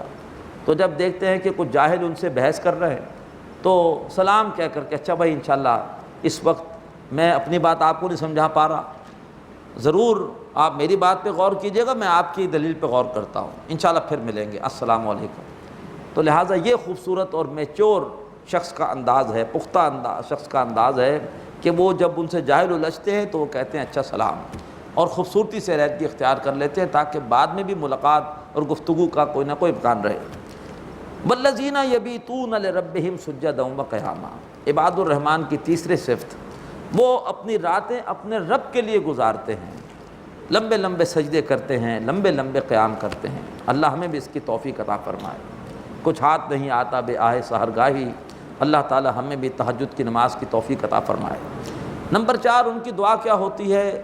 اتنی پاک بازی کے باوجود، تہجد پڑھنے کے باوجود، والذین یقولون ربنا اصرف عنا عذاب جہنم، اے رب ہمارے ہم سے جہنم کے عذاب کو دور کر دے، ان عذابہا کان غراما، بے شک جہنم کا عذاب بڑا چمٹنے والا ہے، انہا ساءت مستقرا و مقاما، جہنم بری جگہ ہے مستقل قیام کے اعتبار سے بھی، عارضی قیام کے اعتبار سے بھی۔ اللہ تعالی ہمیں جہنم کی ہوا سے بھی محفوظ فرمائے۔ والذین اذا انفقوا، اور ان کی پانچویں صفت کیا ہے کہ وہ جب بھی خرچ کرتے ہیں لم یسرفوا، اسراف نہیں کرتے، ولم یقتروا، اور کنجوسی نہیں کرتے، بخل نہیں کرتے، وکان بین ذالک قواما، اور اس کے درمیان ان کی روش ہوتی ہے، میانہ روی یہ ان کی ہے۔ والذین لا یدعون مع اللہ الہا آخر، اب سائملٹینیس جو ہے وہ کنٹراسٹ اور کمپیریزن، یہ ہیں اللہ کے رسول کے ساتھیوں کے اوصاف، اور سامنے ہیں ابو جہل، اور سامنے ہیں اللہ کے رسول کے دشمن۔ ان کا کردار کیا ہے؟ بڑے بڑے گناہوں میں ملوث ہیں، ان کے گناہوں کا ذکر کیا جا رہا ہے کہ ایک طرف وہ ہیں، ایک طرف نبی پاک صلی اللہ علیہ وسلم کے تربیت یافتہ لوگ ہیں۔ دیکھو کہاں سے کہاں پہنچایا ہے۔ اسلام قبول کرنے سے پہلے یہ لوگ بھی ایسے ہی تھے، اللہ کے رسول کی تربیت دیکھو کتنا اونچا جو ہے وہ انہیں پرواز کرائی اور کتنا اونچے مقام پر لے گئے۔ والذین لا یدعون مع اللہ الہا آخر، یہ وہ لوگ ہیں جو اللہ کے ساتھ دوسرے معبودوں کو نہیں پکارتے۔ ایک طرف اللہ کے رسول کے دشمن ہیں جو یہ حرکتیں کر رہے ہیں، یہ اللہ کے رسول کے تربیت یافتہ لوگ پہلے یہ بھی اسی طرح کے تھے، لیکن اسلام قبول کرنے کے بعد کتنا اونچا مقام ان کو ملا ہے تربیت محمدی کے نتیجے میں۔ یہ وہ لوگ ہیں جو اللہ کے ساتھ دوسرے معبودوں کو نہیں پکارتے۔ ولا یقتلون النفس التی حرم اللہ الا بالحق، اور کسی بھی ایسی جان کو قتل نہیں کرتے کہ جس کو اللہ نے محترم ٹھہرایا ہے۔ یہ مضمون اس سے پہلے بھی آیا کہ بعض صورتوں میں انسانی جان لینے کی اجازت ہے۔ اسلامی ریاست میں مرتد ہو تو قتل کر سکتے ہیں، جنگ کے میدان میں جو دین کا دشمن آ جائے قتل کر سکتے ہیں، قاتل کو قصاص کے طور پر مار سکتے ہیں، زانی شادی شدہ کو سنسار کر سکتے ہیں، گستاخ رسول کو حکومت قتل کر سکتی ہے، ہم خود نہیں مار سکتے، حکومت ہی ساری سزائیں جو ہے وہ انفورس کرے گی۔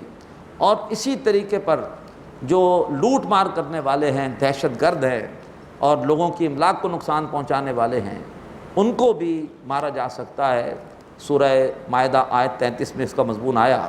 اس کے علاوہ ہر جان چاہے مسلمان کی ہو چاہے کافر کی ہو محترم ہے، کسی ایسی جان کو نہیں مارتے جس کو اللہ نے محترم ٹھہرایا۔ ولا یزنون، اور نہ ہی وہ زنا کرتے ہیں۔ ومن یفعل ذلک یلقى اثاما، اور جس کسی نے یہ حرکتیں کی، یہ گناہ کیے، وہ اس کے گناہ کا وبال پائے گا۔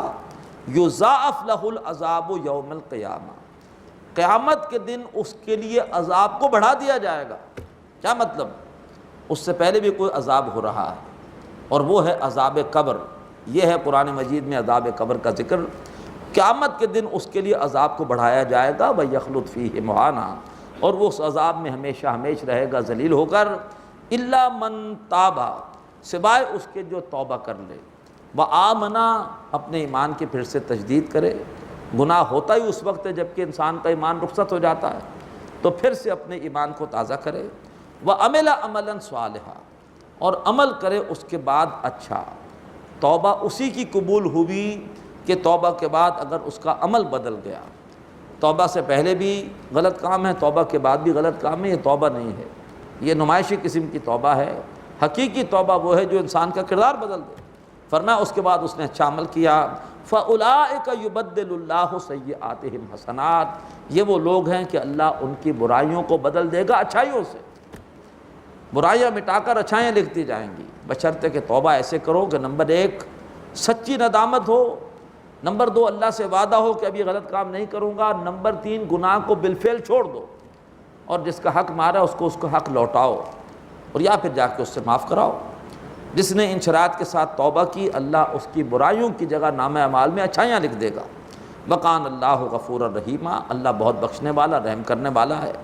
وَمَن تَابَ وَعَمِلَ صَالِحًا، جس نے توبہ کی اور اس کے بعد اچھا عمل کیا، فَإِنَّهُ يَتُوبُ إِلَى اللَّهِ مَتَابًا، ارے وہی تو ہے جس نے ایسے توبہ کی جیسے کہ توبہ کرنے کا حق ہے۔ اب اس کے بعد عباد الرحمن کی مزید صفات۔ وَالَّذِينَ لَا يَشْهَدُونَ الزُّورَ، رحمان کے بندے وہ ہیں جو جھوٹ پر موجودگی تک گوارا نہیں کرتے۔ اگر کہیں پر جھوٹے لطیفے سنائے جا رہے ہوں، خام خواہ کی جھوٹی بڑائیاں کی جا رہی ہوں، اور پوری کی پوری جھوٹی داستانیں، جیسے ڈرامہ ہوتا ہے، پورا ڈرامہ کیا ہے؟ جھوٹ ہے، بہت بڑا گناہ ہے ڈرامہ۔ ایک شخص کسی کا شوہر نہیں ہے لیکن شوہر بن کے بیٹھا ہوا، باپ نہیں ہے کسی عورت کا، اس کا باپ بن کے اس کے سر پہ ہاتھ پھیر رہا ہے۔ کتنا بڑا گناہ ہے، کتنا بڑا ڈرامہ ہے، اور ہم ڈراموں کو بڑے مزے سے دیکھ رہے ہوتے ہیں، ڈراموں کا انتظار کر رہے ہوتے ہیں۔ کس قدر ہم بے وقوف ہیں، اپنے آپ کو بڑا عقل مند سمجھتے ہیں۔ تو فرمایا کہ وہ ڈرامے نہیں دیکھتے، کیونکہ ڈرامہ ہوتا ہی جھوٹ ہے ہی ڈرامہ۔ تو والذین لا یشہدون الزور، یہ وہ لوگ ہیں جو جھوٹ پر اپنی موجودگی تک گوارا نہیں کرتے۔ وَإِذَا مَرُّوا بِاللَّغْوِ مَرُّوا كِرَامًا، اور جب کبھی گزرتے ہیں کسی لا یعنی بات سے، بے مقصد بات سے، تو وہاں سے گزر جاتے ہیں لا تعلق ہو کر بے نیازی کے ساتھ۔ یہ پورا دن بیٹھ کے کرکٹ نہیں دیکھتے، دیکھنا تو درکنار کو دیکھ رہا ہو تو وہاں سے بھی گزر جاتے ہیں کہ یہ ٹائم کی بربادی ہے۔ تو کہیں پر کوئی اس طرح کے شعبدے بازیاں ہو رہی ہوں، کوئی لوگ اپنا ٹائم برباد کر رہے ہوں، یہ اپنے ٹائم کی جو قیمت ہے اس کا احساس رکھتے ہیں، اپنے وقت کو برباد نہیں کرتے۔ والذین اذا ذکروا بآیات ربہم لم یخروا علیہا صما وعمیانا، اور جب انہیں ان کے رب کی آیات کے ذریعے سے نصیحت کی جاتی ہے تو ان آیات پر اندھے اور بہرے ہو کر نہیں گرتے، بلکہ یہ ہے کہ عمل کی نیت سے سنتے ہیں اور اس کے بعد ان آیات پر عمل کی کوشش کرتے ہیں۔ والذین یقولون، اور یہ وہ بندے ہیں جو اللہ سے یوں دعائیں کرتے ہیں، ربنا ھب لنا من ازواجنا وذریاتنا قرۃ اعین، اے رب ہمیں ہماری بیویوں کی صورت میں اور ہماری اولادوں کی صورت میں آنکھوں کی ٹھنڈک عطا فرما۔ وجعلنا للمتقین اماما، اور قیامت کے دن ہم نے اپنے کنبے کی امامت کرنی ہے، ہمارے پیچھے پیچھے ہماری بیویاں، ہماری اولادیں ہوں گی۔ اے اللہ ہمیں متقیوں کا امام بنا، ہمارے پیچھے متقی چل رہے ہوں، ہماری بیوی بھی متقی ہو، ہماری اولاد بھی متقی ہو۔ اللہ تعالیٰ یہ دعا ہم سب کو مانگنے کی توفیق عطا فرمائے، اور اللہ اس دعا کو ہم سب کے حق میں قبول فرمائے۔ انسان کا اصل ثمر اس کی اولاد ہے، اولاد کے بارے میں اس کی سوچ، اس کی شخصیت کی عکاس ہے۔ اگر میں دنیا دار ہوں تو لازماً میں اپنی اولاد کی صرف دنیا کی فکر کر رہا ہوں گا، میں دنیا میں اسے میں کوئی بڑے سے بڑا چاہوں گا کہ اس کو کوئی مقام مل جائے، کیریئر بن جائے اس کا، یا اعلیٰ سے اعلیٰ تعلیم حاصل کر لے، چاہے میں نے داڑھی رکھی ہو، چاہے میں مولوی بنا ہوا ہوں، میں دھوکہ دے رہا ہوں۔ اولاد کے بارے میں اگر میری سوچ صرف دنیا کے لیے ہے تو میں دنیا دار ہوں۔ تو ہر شخص جائزہ لے کہ میری اپنی اولاد کے بارے میں کیا سوچ ہے، اپنی اولاد کے بارے میں میرے کیا ارادے ہیں، میں اپنی اولاد کو کیا بنانا چاہتا ہوں۔ اس سے اپنا جائزہ لیجئے کہ ہم دنیا دار ہیں کہ دین دار ہیں۔ اللہ تعالی ہمیں اپنی اولادوں کو دین کا خادم بنانے کی توفیق عطا فرمائے، دین کا مجاہد بنانے کی توفیق عطا فرمائے، دین کا دفاع کرنے والا بنانے کی توفیق عطا فرمائے۔ فرمایا یہ دعائیں کرتے ہیں کہ رب ہمیں ہماری بیویوں، ہماری اولادوں کی صورت میں آنکھوں کی ٹھنڈک عطا فرما، اور ہمیں قیامت کے دن متقیوں کے آگے چلنے والا بنا۔ اولئک یجزون الغرفۃ بما صبروا، یہ وہ لوگ ہیں کہ جنہیں جنت کے بالا خانے بدلے میں دیے جائیں گے اس لیے کہ انہوں نے صبر کیا۔ یہ تمام صفات بغیر صبر کے حاصل نہیں ہوتی، اپنی بہت ساری خواہشات قربان کرنی پڑتی ہیں تب یہ صفات حاصل ہوتی ہیں۔ وَيُلَقَّوْنَ فِيهَا تَحِيَّةً وَسَلَامًا، اور وہاں پر ان کو لیا جائے گا، ان کا استقبال کیا جائے گا دعاؤں کے ساتھ اور سلامتی کے ساتھ۔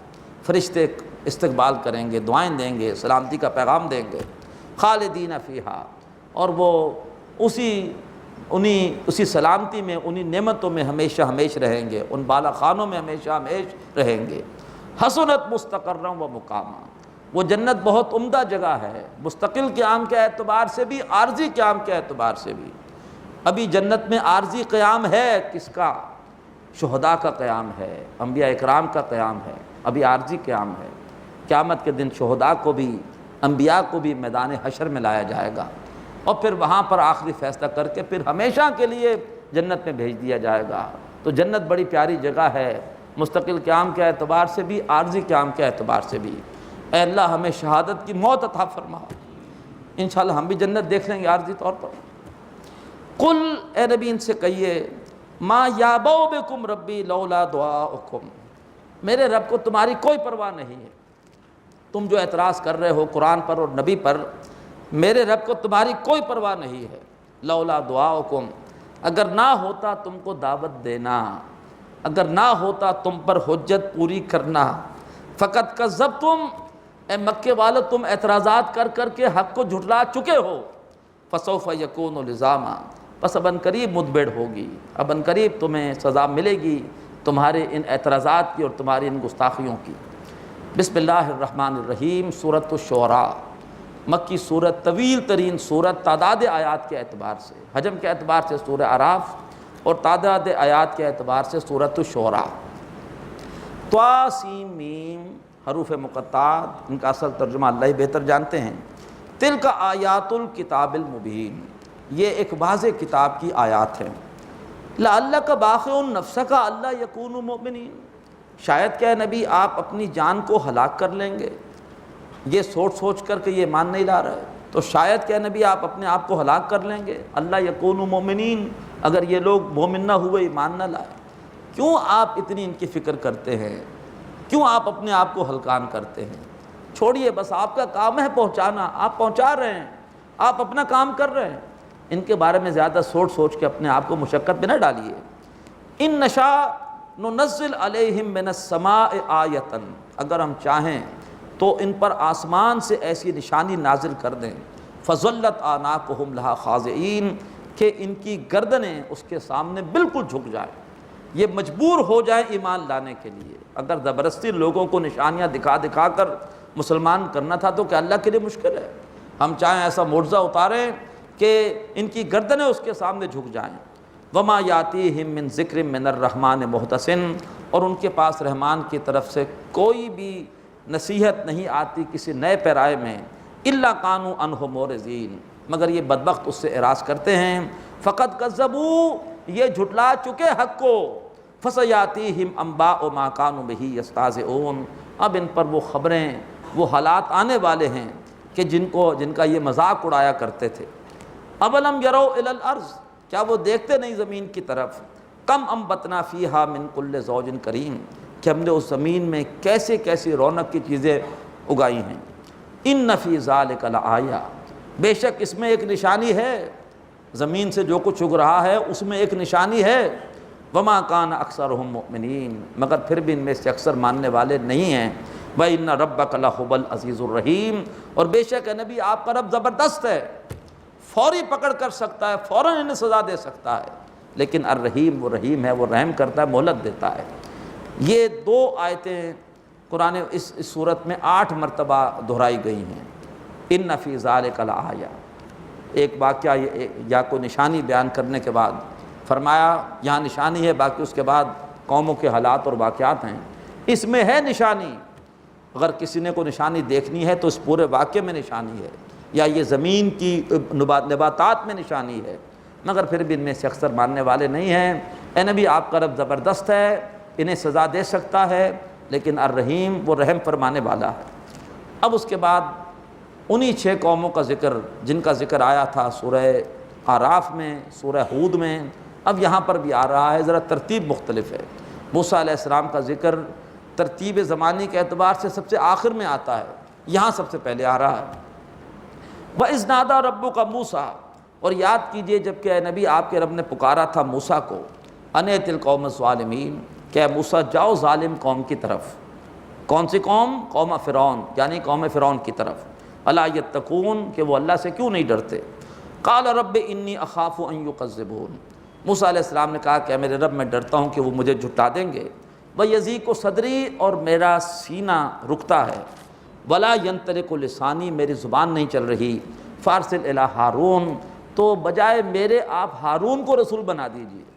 شروع میں یہ درخواست کی کہ ہارون کو رسول بنا دیں میری جگہ، جب معلوم ہوا کہ نہیں اللہ اس کے لیے تیار نہیں ہے، تو پھر درخواست کی کہ اچھا ٹھیک ہے ہارون کو میرا وزیر بنا دیں، میرا ساتھی بنا دیں، میرا بوجھ بٹانے والا بنا دیں۔ تو پہلے یہ درخواست کی تھی کہ آپ ہارون کو رسول بنا دیجئے۔ وَلَهُمْ عَلَيَّ ذَنْبٌ، اور میرے ذمے ان کا ایک گناہ ہے، مجھ سے ان کا ایک بندہ غلطی سے مارا گیا تھا، تفصیل آ جائے گی سورہ قصص میں۔ فَأَخَافُ أَن يَقْتُلُونَ، تو میں ڈرتا ہوں کہ وہ مجھے قتل کر دیں گے۔ قَالَ كَلَّا، اللہ نے فرمایا ہرگز نہیں۔ فَاذْهَبَا بِآيَاتِنَا، تم دونوں جاؤ، تم بھی رسول ہو، تمہارا بھائی بھی رسول ہے، تم دونوں جاؤ۔ بِآيَاتِنَا، ہماری نشانیوں کے ساتھ۔ انا معکم، ہم تمہارے ساتھ ہیں، بے شک ہم تمہارے ساتھ ہیں، فرعون تمہارا کچھ نہیں بگاڑ سکتا، انا معکم، بے شک ہم تمہارے ساتھ ہیں، مستمعون، اور ہر بات کو سننے والے ہیں۔ فاتیا فرعون، پس تم دونوں جاؤ فرعون کے پاس، فقولا، اور تم دونوں جا کے فرعون سے کہو، انا رسول رب العالمین، بے شک ہم تمام جہانوں کے رب کے رسول ہیں، ان ارسل معنا بنی اسرائیل، اور یہ کہ ہمارے ساتھ بنی اسرائیل کو بھیج دو۔ اب فرعون کے دربار میں جا رہے ہیں، اور فرعون کے ساتھ ایک دلچسپ مکالمہ ہے حضرت موسیٰ کا۔ قال الم نربک فینا ولیدا، فرعون نے کہا کہ اے موسیٰ، کیا ہم نے تیری پرورش نہیں کی تھی جب کہ تو لڑکا تھا؟ تجھے ہم نے پالا پوسا ہے، اے موسیٰ تو ہمارے ٹکڑوں پر پلا ہے۔ فرعون تانا دے رہا ہے، وَلَبِثْتَ فِينَا مِنْ عُمْرِكَ سِنِينَ، اور تو نے ہمارے دن اپنی عمر کے چند برس گزارے ہیں، وَفَعَلْتَ فَعَلَتَكَ الَّتِي فَعَلْتَ، اور تو نے اپنا وہ بڑا کام کیا جو تو نے کیا، یعنی تو نے ہمارے بندے کو مار دیا، ہم نے تیری پرورش کی اور تو نے ہمارے بندے کو مار دیا، وَأَنْتَ مِنَ الْكَافِرِينَ، اور تو ناشکروں میں سے ہے۔ حضرت موسیٰ کا جواب سنیے، کیا پیارا جواب ہے۔ قال فعلتها اذا وانا من الضالین، حضرت موسیٰ نے کہا کہ جی ہاں، میں نے وہ کام کیا تھا، مجھ سے وہ قتل خطا ہوا تھا، اس وقت ہوا تھا جب کہ میں ابھی حق کی تلاش میں تھا۔ ففررت منکم لما خفتکم، تو میں نے تم سے فرار اختیار کی جب کہ میں تم سے ڈرا۔ فوہب لی ربی حکما، تو میرے رب نے مجھے جو ہے وہ شریعت عطا کی، مجھے میرے رب نے چن لیا، مجھے میرے رب نے نبوت عطا کی۔ وجعلنی من المرسلین، اور مجھے میرے رب نے کر دیا رسولوں میں سے۔ اب ذرا جواب سنیے، وَتِلْكَ نِعْمَةٌ تَمُنُّهَا عَلَيَّ، اور یہ وہ نعمت کہ تو جس کا مجھ پر احسان دھر رہا ہے، ان عبدت بنی اسرائیل، تو نے پوری بنی اسرائیل کو غلام بنا رکھا ہے، پوری اس قوم سے تو خدمت لے رہا ہے، اور ان کے ایک فرد کو پال کر تو احسان جتلا رہا ہے۔ تو فرعون کو لاجواب کر دیا۔ اب فرعون نے ایک دم موضوع بدل دیا۔ قال فرعون، اور کہا فرعون نے، وما رب العالمین، اچھا بتاؤ موسیٰ تمام جہانوں کا رب کون ہے؟ قال رب السماوات والارض وما بینہما، کہا کہ تمام جہانوں کا رب وہ ہے جو تمام آسمانوں کا رب ہے اور پوری زمین کا رب ہے اور جو کچھ ان کے درمیان ہے اس کا رب ہے۔ اب تمہاری اوقات کیا ہے فرعون؟ تم کہاں بیٹھے ہوئے ایک چھوٹے سے مصر میں؟ اصل رب تو وہ ہے جو تمام آسمانوں کا، پوری زمین کا، ان کے درمیان کا رب ہے۔ ان کنتم موقنین، اگر تم یقین کرنے والے ہو۔ فرعون کو محسوس ہوا کہ موسیٰ علیہ السلام کی بات کا اثر ہو رہا ہے اور جو ہے وہ میری حقیقت لوگوں پر واضح ہو رہی ہے۔ اس نے فوراً لوگوں کی توجہ ہٹانے کی کوشش کی۔ قال لمن حولہ الا تستمعون، فرعون نے کہا کہ ارے بھائی سنتے ہو یہ کیا کہہ رہے ہیں؟ موسیٰ علیہ السلام نے اس کی بات کو کوئی اہمیت نہیں دی۔ قال ربکم ورب آبائکم الاولین، کہا کہ میرا رب وہ ہے جو تمہارا بھی رب ہے اور تمہارے پچھلے باپ دادا کا بھی رب ہے، تم تو کل کی پیداوار ہو، میرا رب وہ ہے جو تیرا بھی اور تیرے تمام پچھلے باپ دادا کا رب ہے۔ اب جو ہے وہ فرعون تھوڑا سا غصے میں آ گیا اور اس نے غصے میں آ کر حضرت موسیٰ کی شان میں گستاخی کی۔ قال ان رسولکم الذی ارسل الیکم لمجنون، طنزی انداز میں اس نے کہا کہ بے شک وہ جو تمہاری طرف یہ رسول بھیجا گیا ہے یہ تو پاگل ہے، معاذ اللہ، وہ رسول نہیں مانتا، طنزی انداز سے کہہ رہا ہے کہ بے شک جو تمہاری طرف یہ رسول بھیجا گیا ہے نا یہ پاگل ہے۔ موسیٰ علیہ السلام نے اس کی گستاخی کا بھی نوٹس نہیں لیا اور اپنی بات جاری رکھی۔ قال رب المشرق والمغرب وما بینہما، فرمایا موسیٰ علیہ السلام نے وہ مشرق کا بھی رب ہے، وہ مغرب کا بھی رب ہے، وما بینہما، اور ان دونوں کے درمیان جو کچھ ہے ان سب کا رب ہے۔ ان کنتم تعقلون، اگر تم غور و فکر کرو۔ اب فرعون آپے سے باہر ہو گیا کہ میری اوقات موسیٰ علیہ السلام نے بڑے دربار میں سب کے سامنے ظاہر کر دی۔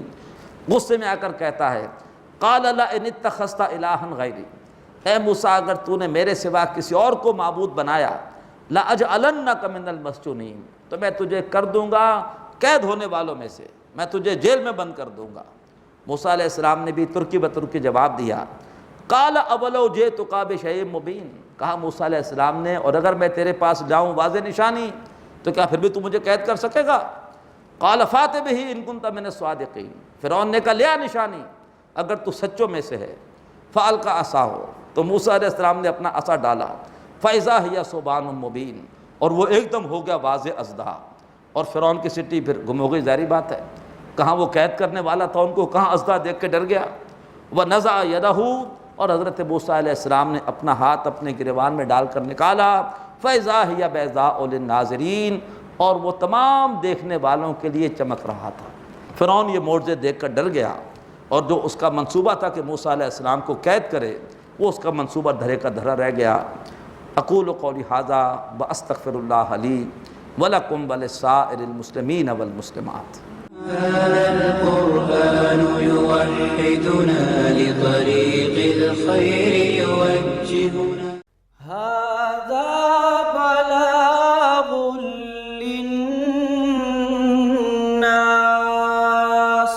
یہ قرآن لوگوں کے لیے اللہ کا پیغام ہے۔ هذا القرآن يوحدنا لطريق الخير يوجهنا الله تعالى أنزله ورسول الله معلم نحمده ونصلي على رسوله الكريم، اما بعد فاعوذ باللہ من الشیطان الرجیم، بسم اللہ الرحمن الرحیم۔ قال للملأ حوله إن هذا لساحر عليم يريد أن يخرجكم من أرضكم بسحره فماذا تأمرون۔ صدق اللہ العظیم۔ رب اشرح لي صدری ویسر لي امری واحلل عقدۃ من لسانی یفقہوا قولی، آمین یا رب العالمین۔ محترم حضرات اور معزز خواتین، سورۃ الشعراء کے دوسرے رکوع میں ہم نے یہ پڑھا کہ حضرت موسیٰ علیہ السلام حضرت ہارون علیہ السلام فرعون کے پاس پہنچے اور اسے دعوت دی رب حقیقی پر ایمان لانے کی، اور اس نے حضرت موسیٰ علیہ السلام کے ساتھ بحث کی، اور بالآخر ان سے کہا کہ اگر آپ کے پاس کوئی اپنی رسالت کی صداقت کے لیے نشانی ہے تو دکھائیے۔ حضرت موسیٰ علیہ السلام نے اپنا عصا پھینکا جو کہ اژدہا بن گیا، اور اپنا گریبان ہاتھ میں ڈال کر نکالا تو وہ چمک رہا تھا۔ یہاں پر دوسرا رکوع مکمل ہوا۔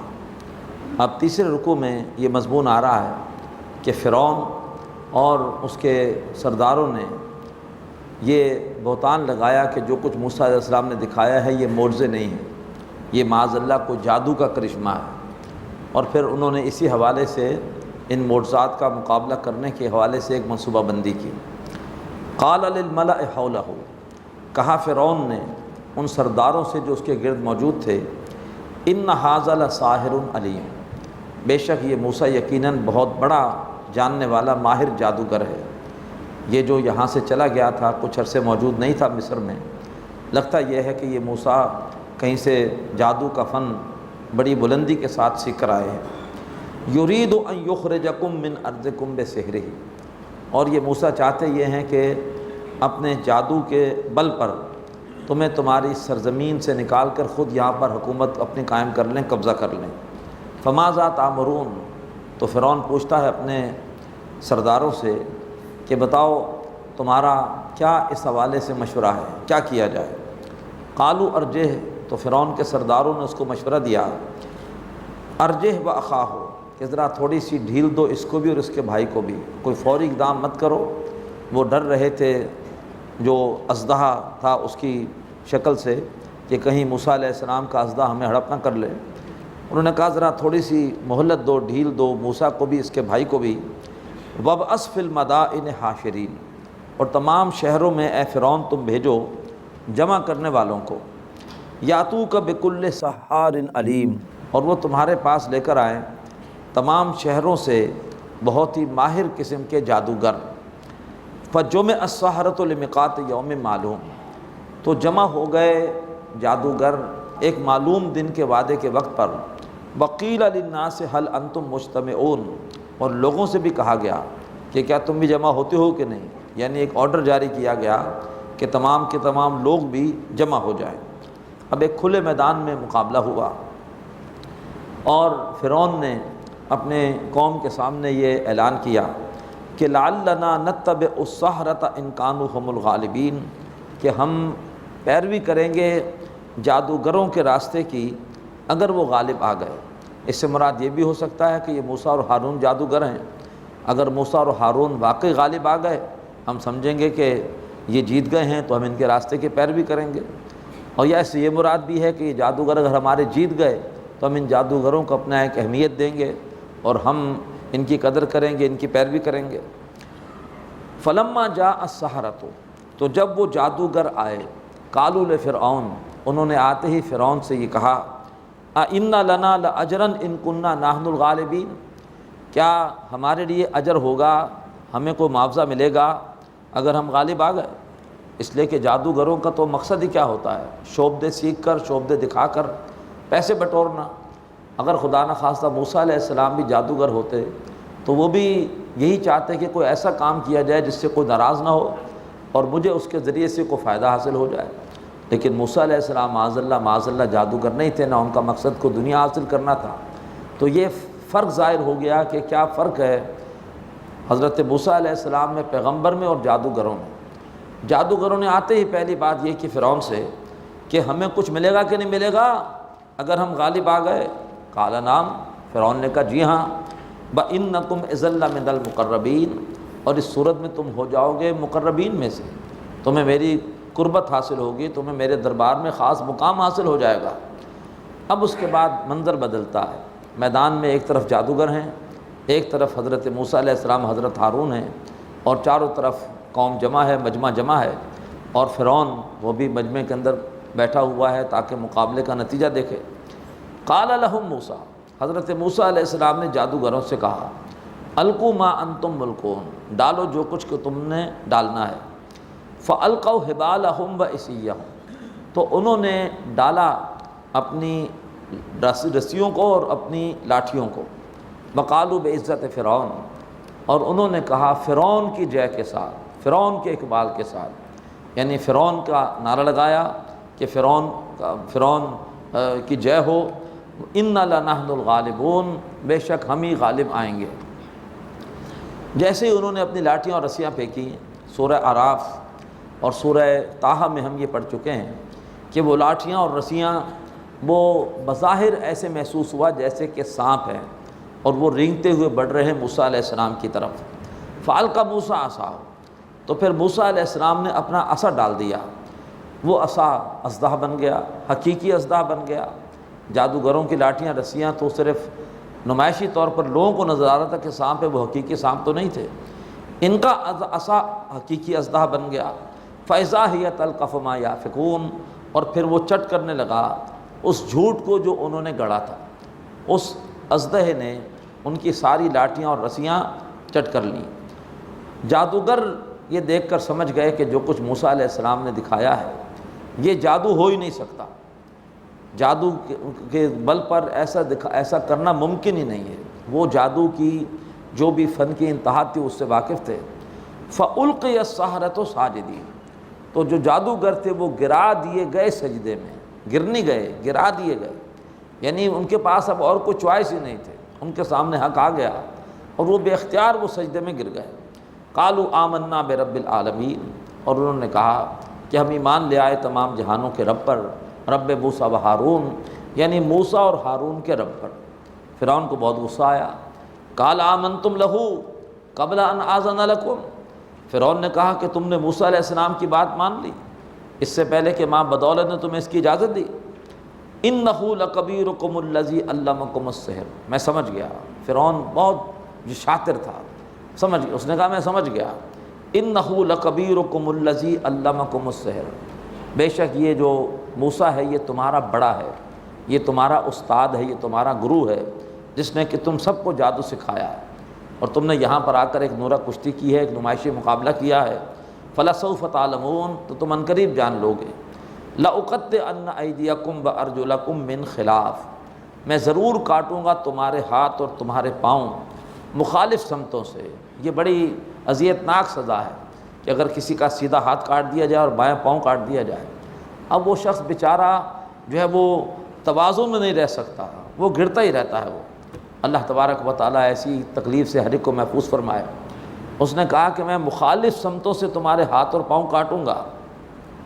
وَلَأُصَلِّبَنَّكُمْ أَجْمَعِينَ، اور میں تم سب کے سب کو اجتماعی طور پر صلیب پہ لٹکا دوں گا۔ قَالُوا لَا ضَيْرَ، جادوگروں نے کہا کہ کوئی پرواہ نہیں، اب ایمان اس طرح سے ان کے اندر راسخ ہو چکا تھا کہ وہ اللہ کی خاطر ہر تکلیف برداشت کرنے کو تیار تھے۔ انا الی ربنا منقلبون، بے شک ہم اپنے رب کی طرف پلٹ چکے ہیں۔ انا نطمع، اور بے شک ہم امید رکھتے ہیں، ان یغفر لنا ربنا خطایانا، کہ ہمارا رب ہماری خطائیں معاف فرمائے گا۔ ان کنا اول المؤمنین، اس لیے کہ ہم نے پہل ایمان قبول کر لیا۔ جیسے ہی ہمارے سامنے حق آیا ہم نے ذرا سے بھی تاخیر نہیں کی اور ہم آگے بڑھ کے حق کو قبول کیا۔ اللہ تبارک و تعالی ہمیں بھی آگے بڑھ کر حق کا ساتھ دینے کی توفیق عطا فرمائے۔ وَأَوْحَيْنَا إِلَى مُوسَىٰ، اور ہم نے وحی کیا موسیٰ علیہ السلام کی طرف، ان اسر بعبادی، کہ اپنے میرے بندوں کو لے کر راتوں رات نکلو۔ اب اس واقعے کے بعد بھی، جادوگروں کے ساتھ مقابلے کے واقعے کے بعد بھی کچھ اور واقعات ہوئے ہیں جن کا ذکر اس سے پہلے آیا ہے سورۃ الاعراف میں، لیکن بالآخر اب آخری فرعون کی تباہی کا ذکر آنے والا ہے۔ جب اللہ نے فیصلہ کر لیا کہ اب فرعون کو تباہ کرنا ہے تو اللہ نے وحی کیا موسیٰ علیہ السلام کو، ان اسر بعبادی، کہ میرے بندوں کو رات کے وقت لے کر نکلو، انکم متبعون، اور بے شک تمہارا پیچھا کیا جائے گا۔ یہ پہلے سے بتا دیا کہ فرعون آسانی سے غلام قوم کو جانے نہیں دے گا جن سے وہ خدمت لے رہا ہے، لہٰذا وہ ضرور تمہارا پیچھا کرے گا۔ فَأَرْسَلَ فِرْعَوْنُ فِي الْمَدَائِنِ حَاشِرِينَ، صبح کے وقت جب فرعون اور اس کی قوم کے لوگ اٹھے ہیں تو بڑے حیران ہوئے کہ آج کیا بات ہے، آج کوئی ہمارے گھر پہ کام کاج کے لیے نہیں آیا، کوئی پانی گرم کرنے نہیں آیا، کوئی جھاڑو دینے نہیں آیا۔ اب جو انہوں نے ساتھ کی غریبوں کی بنی اسرائیل کی بستیوں میں دیکھا، ان کی جھونپڑیوں میں دیکھا تو وہاں کوئی بھی نہیں ہے۔ اب فرعون کو غصہ ہے، کہہ رہے یہ تو راتوں رات فرار ہو گئے۔ اب فرعون نے کیا کیا، فَأَرْسَلَ فِرْعَوْنُ فِي الْمَدَائِنِ حَاشِرِينَ، اب فرعون نے مختلف شہروں میں بھیجے جمع کرنے والے، جو اس کے ماتحت جاگیردار تھے جن کے پاس فوجیں تھیں۔ فرعون نے ان تمام جاگیرداروں کو پیغام بھیجا کہ اپنے اپنی فوجیں لے کر آ جاؤ۔ اِنَّ هَٰؤُلَاءِ لَشِرْذِمَةٌ قَلِيلُونَ، فرعون نے پیغام دیا کہ بے شک یہ ایسی جماعت ہے جو ہمارے مقابلے میں قلیل ہیں، تھوڑے ہیں۔ وَإِنَّهُمْ لَنَا لَغَائِظُونَ، اور بے شک ہم ان کے حوالے سے بڑے غصے میں ہیں، انہوں نے جو کچھ کیا ہے اور بغیر ہماری اجازت کے یہاں سے فرار ہو گئے ہیں، اس کی وجہ سے ہم ان کے حوالے سے غصے میں ہیں۔ وَإِنَّا لَجَمِيعٌ حَاذِرُونَ، اور بے شک ہم ایسی جمعیت ہیں کہ ان سے اندیشہ محسوس کرتے ہیں، ایسا نہ ہو کہ بعد میں یہ کوئی طاقت جو ہے وہ حاصل کر کے اور جو ہم نے غلامی میں ان پہ ظلم کیا اس کا بدلہ لیں۔ ہم سب کے سب ان سے اندیشہ رکھتے ہیں، لہذا ہمیں فوری طور پر ان کے خلاف کارروائی کرنی چاہیے اس سے پہلے کہ ان سے ہمیں کوئی نقصان پہنچے۔ فَأَخْرَجْنَاهُم مِّن جَنَّاتٍ وَعُيُونٍ، تو اللہ تعالیٰ فرما رہے ہیں کہ ہم نے پھر فرعون اور اس کے سرداروں کو نکالا باغات سے اور چشموں سے، بڑے خوبصورت باغات میں عیاشیاں کر رہے تھے اور چشموں کے ٹھنڈے پانی سے استفادہ کر رہے تھے۔ فرمایا کہ ہم نے ان کو نکالا باغات سے اور چشموں سے، بَقُنُوزٍ وَمَقَامٍ کریم، اور ان کے خزانوں سے اور ان کے بڑے عزت والے مقامات سے، بڑے شاندار محلات سے ہم نے نکال دیا تمام فرعونیوں کو۔ کذالک، اسی طرح سے ہم نے کیا۔ وَأَوْرَثْنَاهَا بنی اسرائیل، اور بعد میں ہم نے ان نعمتوں کا وارث بنایا بنی اسرائیل کو۔ کچھ عرصے بعد فلسطین میں بنی اسرائیل کی حکومت قائم ہو گئی اور یہ پھر ساری نعمتیں بنی اسرائیل کو وہاں ملیں۔ فَأَتْبَعُوهُم مُشْرِکِینَ، تو پھر انہوں نے بنی اسرائیل کو جا پکڑا، ان کا پیچھا کیا، لگتا ہے کہ پورا ایک دن لگ گیا جمع کرنے میں، اور اگلے دن جا کر صبح کے وقت وہ بنی اسرائیل کے قریب پہنچ گئے۔ فَأَتْبَعُوهُم مُشْرِکِینَ، تو انہوں نے ان کا پیچھا کیا سورج کے نکلتے ہوئے، یعنی بنی اسرائیل ایک رات میں نکلے، چلتے رہے پورا دن بھی چلتے رہے، لیکن اگلے دن سورج نکلنے کے قریب فرعون اپنے لشکروں کو جمع کر کے اور ان تک پہنچنے میں کامیاب ہو گیا۔ فلما تراءى الجمعان، تو جب ان دونوں لشکروں نے یا دونوں جماعتوں نے ایک دوسرے کو دیکھا، آگے بنی اسرائیل تیزی کے ساتھ بھاگ رہے ہیں اور پیچھے فرعون اپنے لشکروں کے ساتھ ان کا پیچھا کر رہا ہے، تو جب دونوں جماعتوں نے ایک دوسرے کو دیکھا، قال اصحاب موسیٰ، تو موسیٰ علیہ السلام کے ساتھیوں نے کہا، انا لمدرکون، بے شک ہم پکڑے گئے، ہم تو مارے گئے۔ آگے آ رہا ہے دریا اور پیچھے ہے فرعون، تو لہٰذا یا تو دریا میں ڈوب جائیں گے اور یا پھر فرعون ہمیں مار دے گا، ہمیں پکڑ لے گا، تو ہم تو پھنس گئے۔ اب اسباب اس وقت بالکل مخالف ہیں۔ اسباب اگر دیکھا جائے تو بنی اسرائیل اب بالکل پھنس چکے ہیں، لیکن ایسے میں حضرت موسیٰ علیہ السلام کا دیکھیے اللہ پر توکل، کیا ڈر ہے جو ہو ساری خدائی بھی مخالف، کافی ہے اگر ایک خدا میرے لیے۔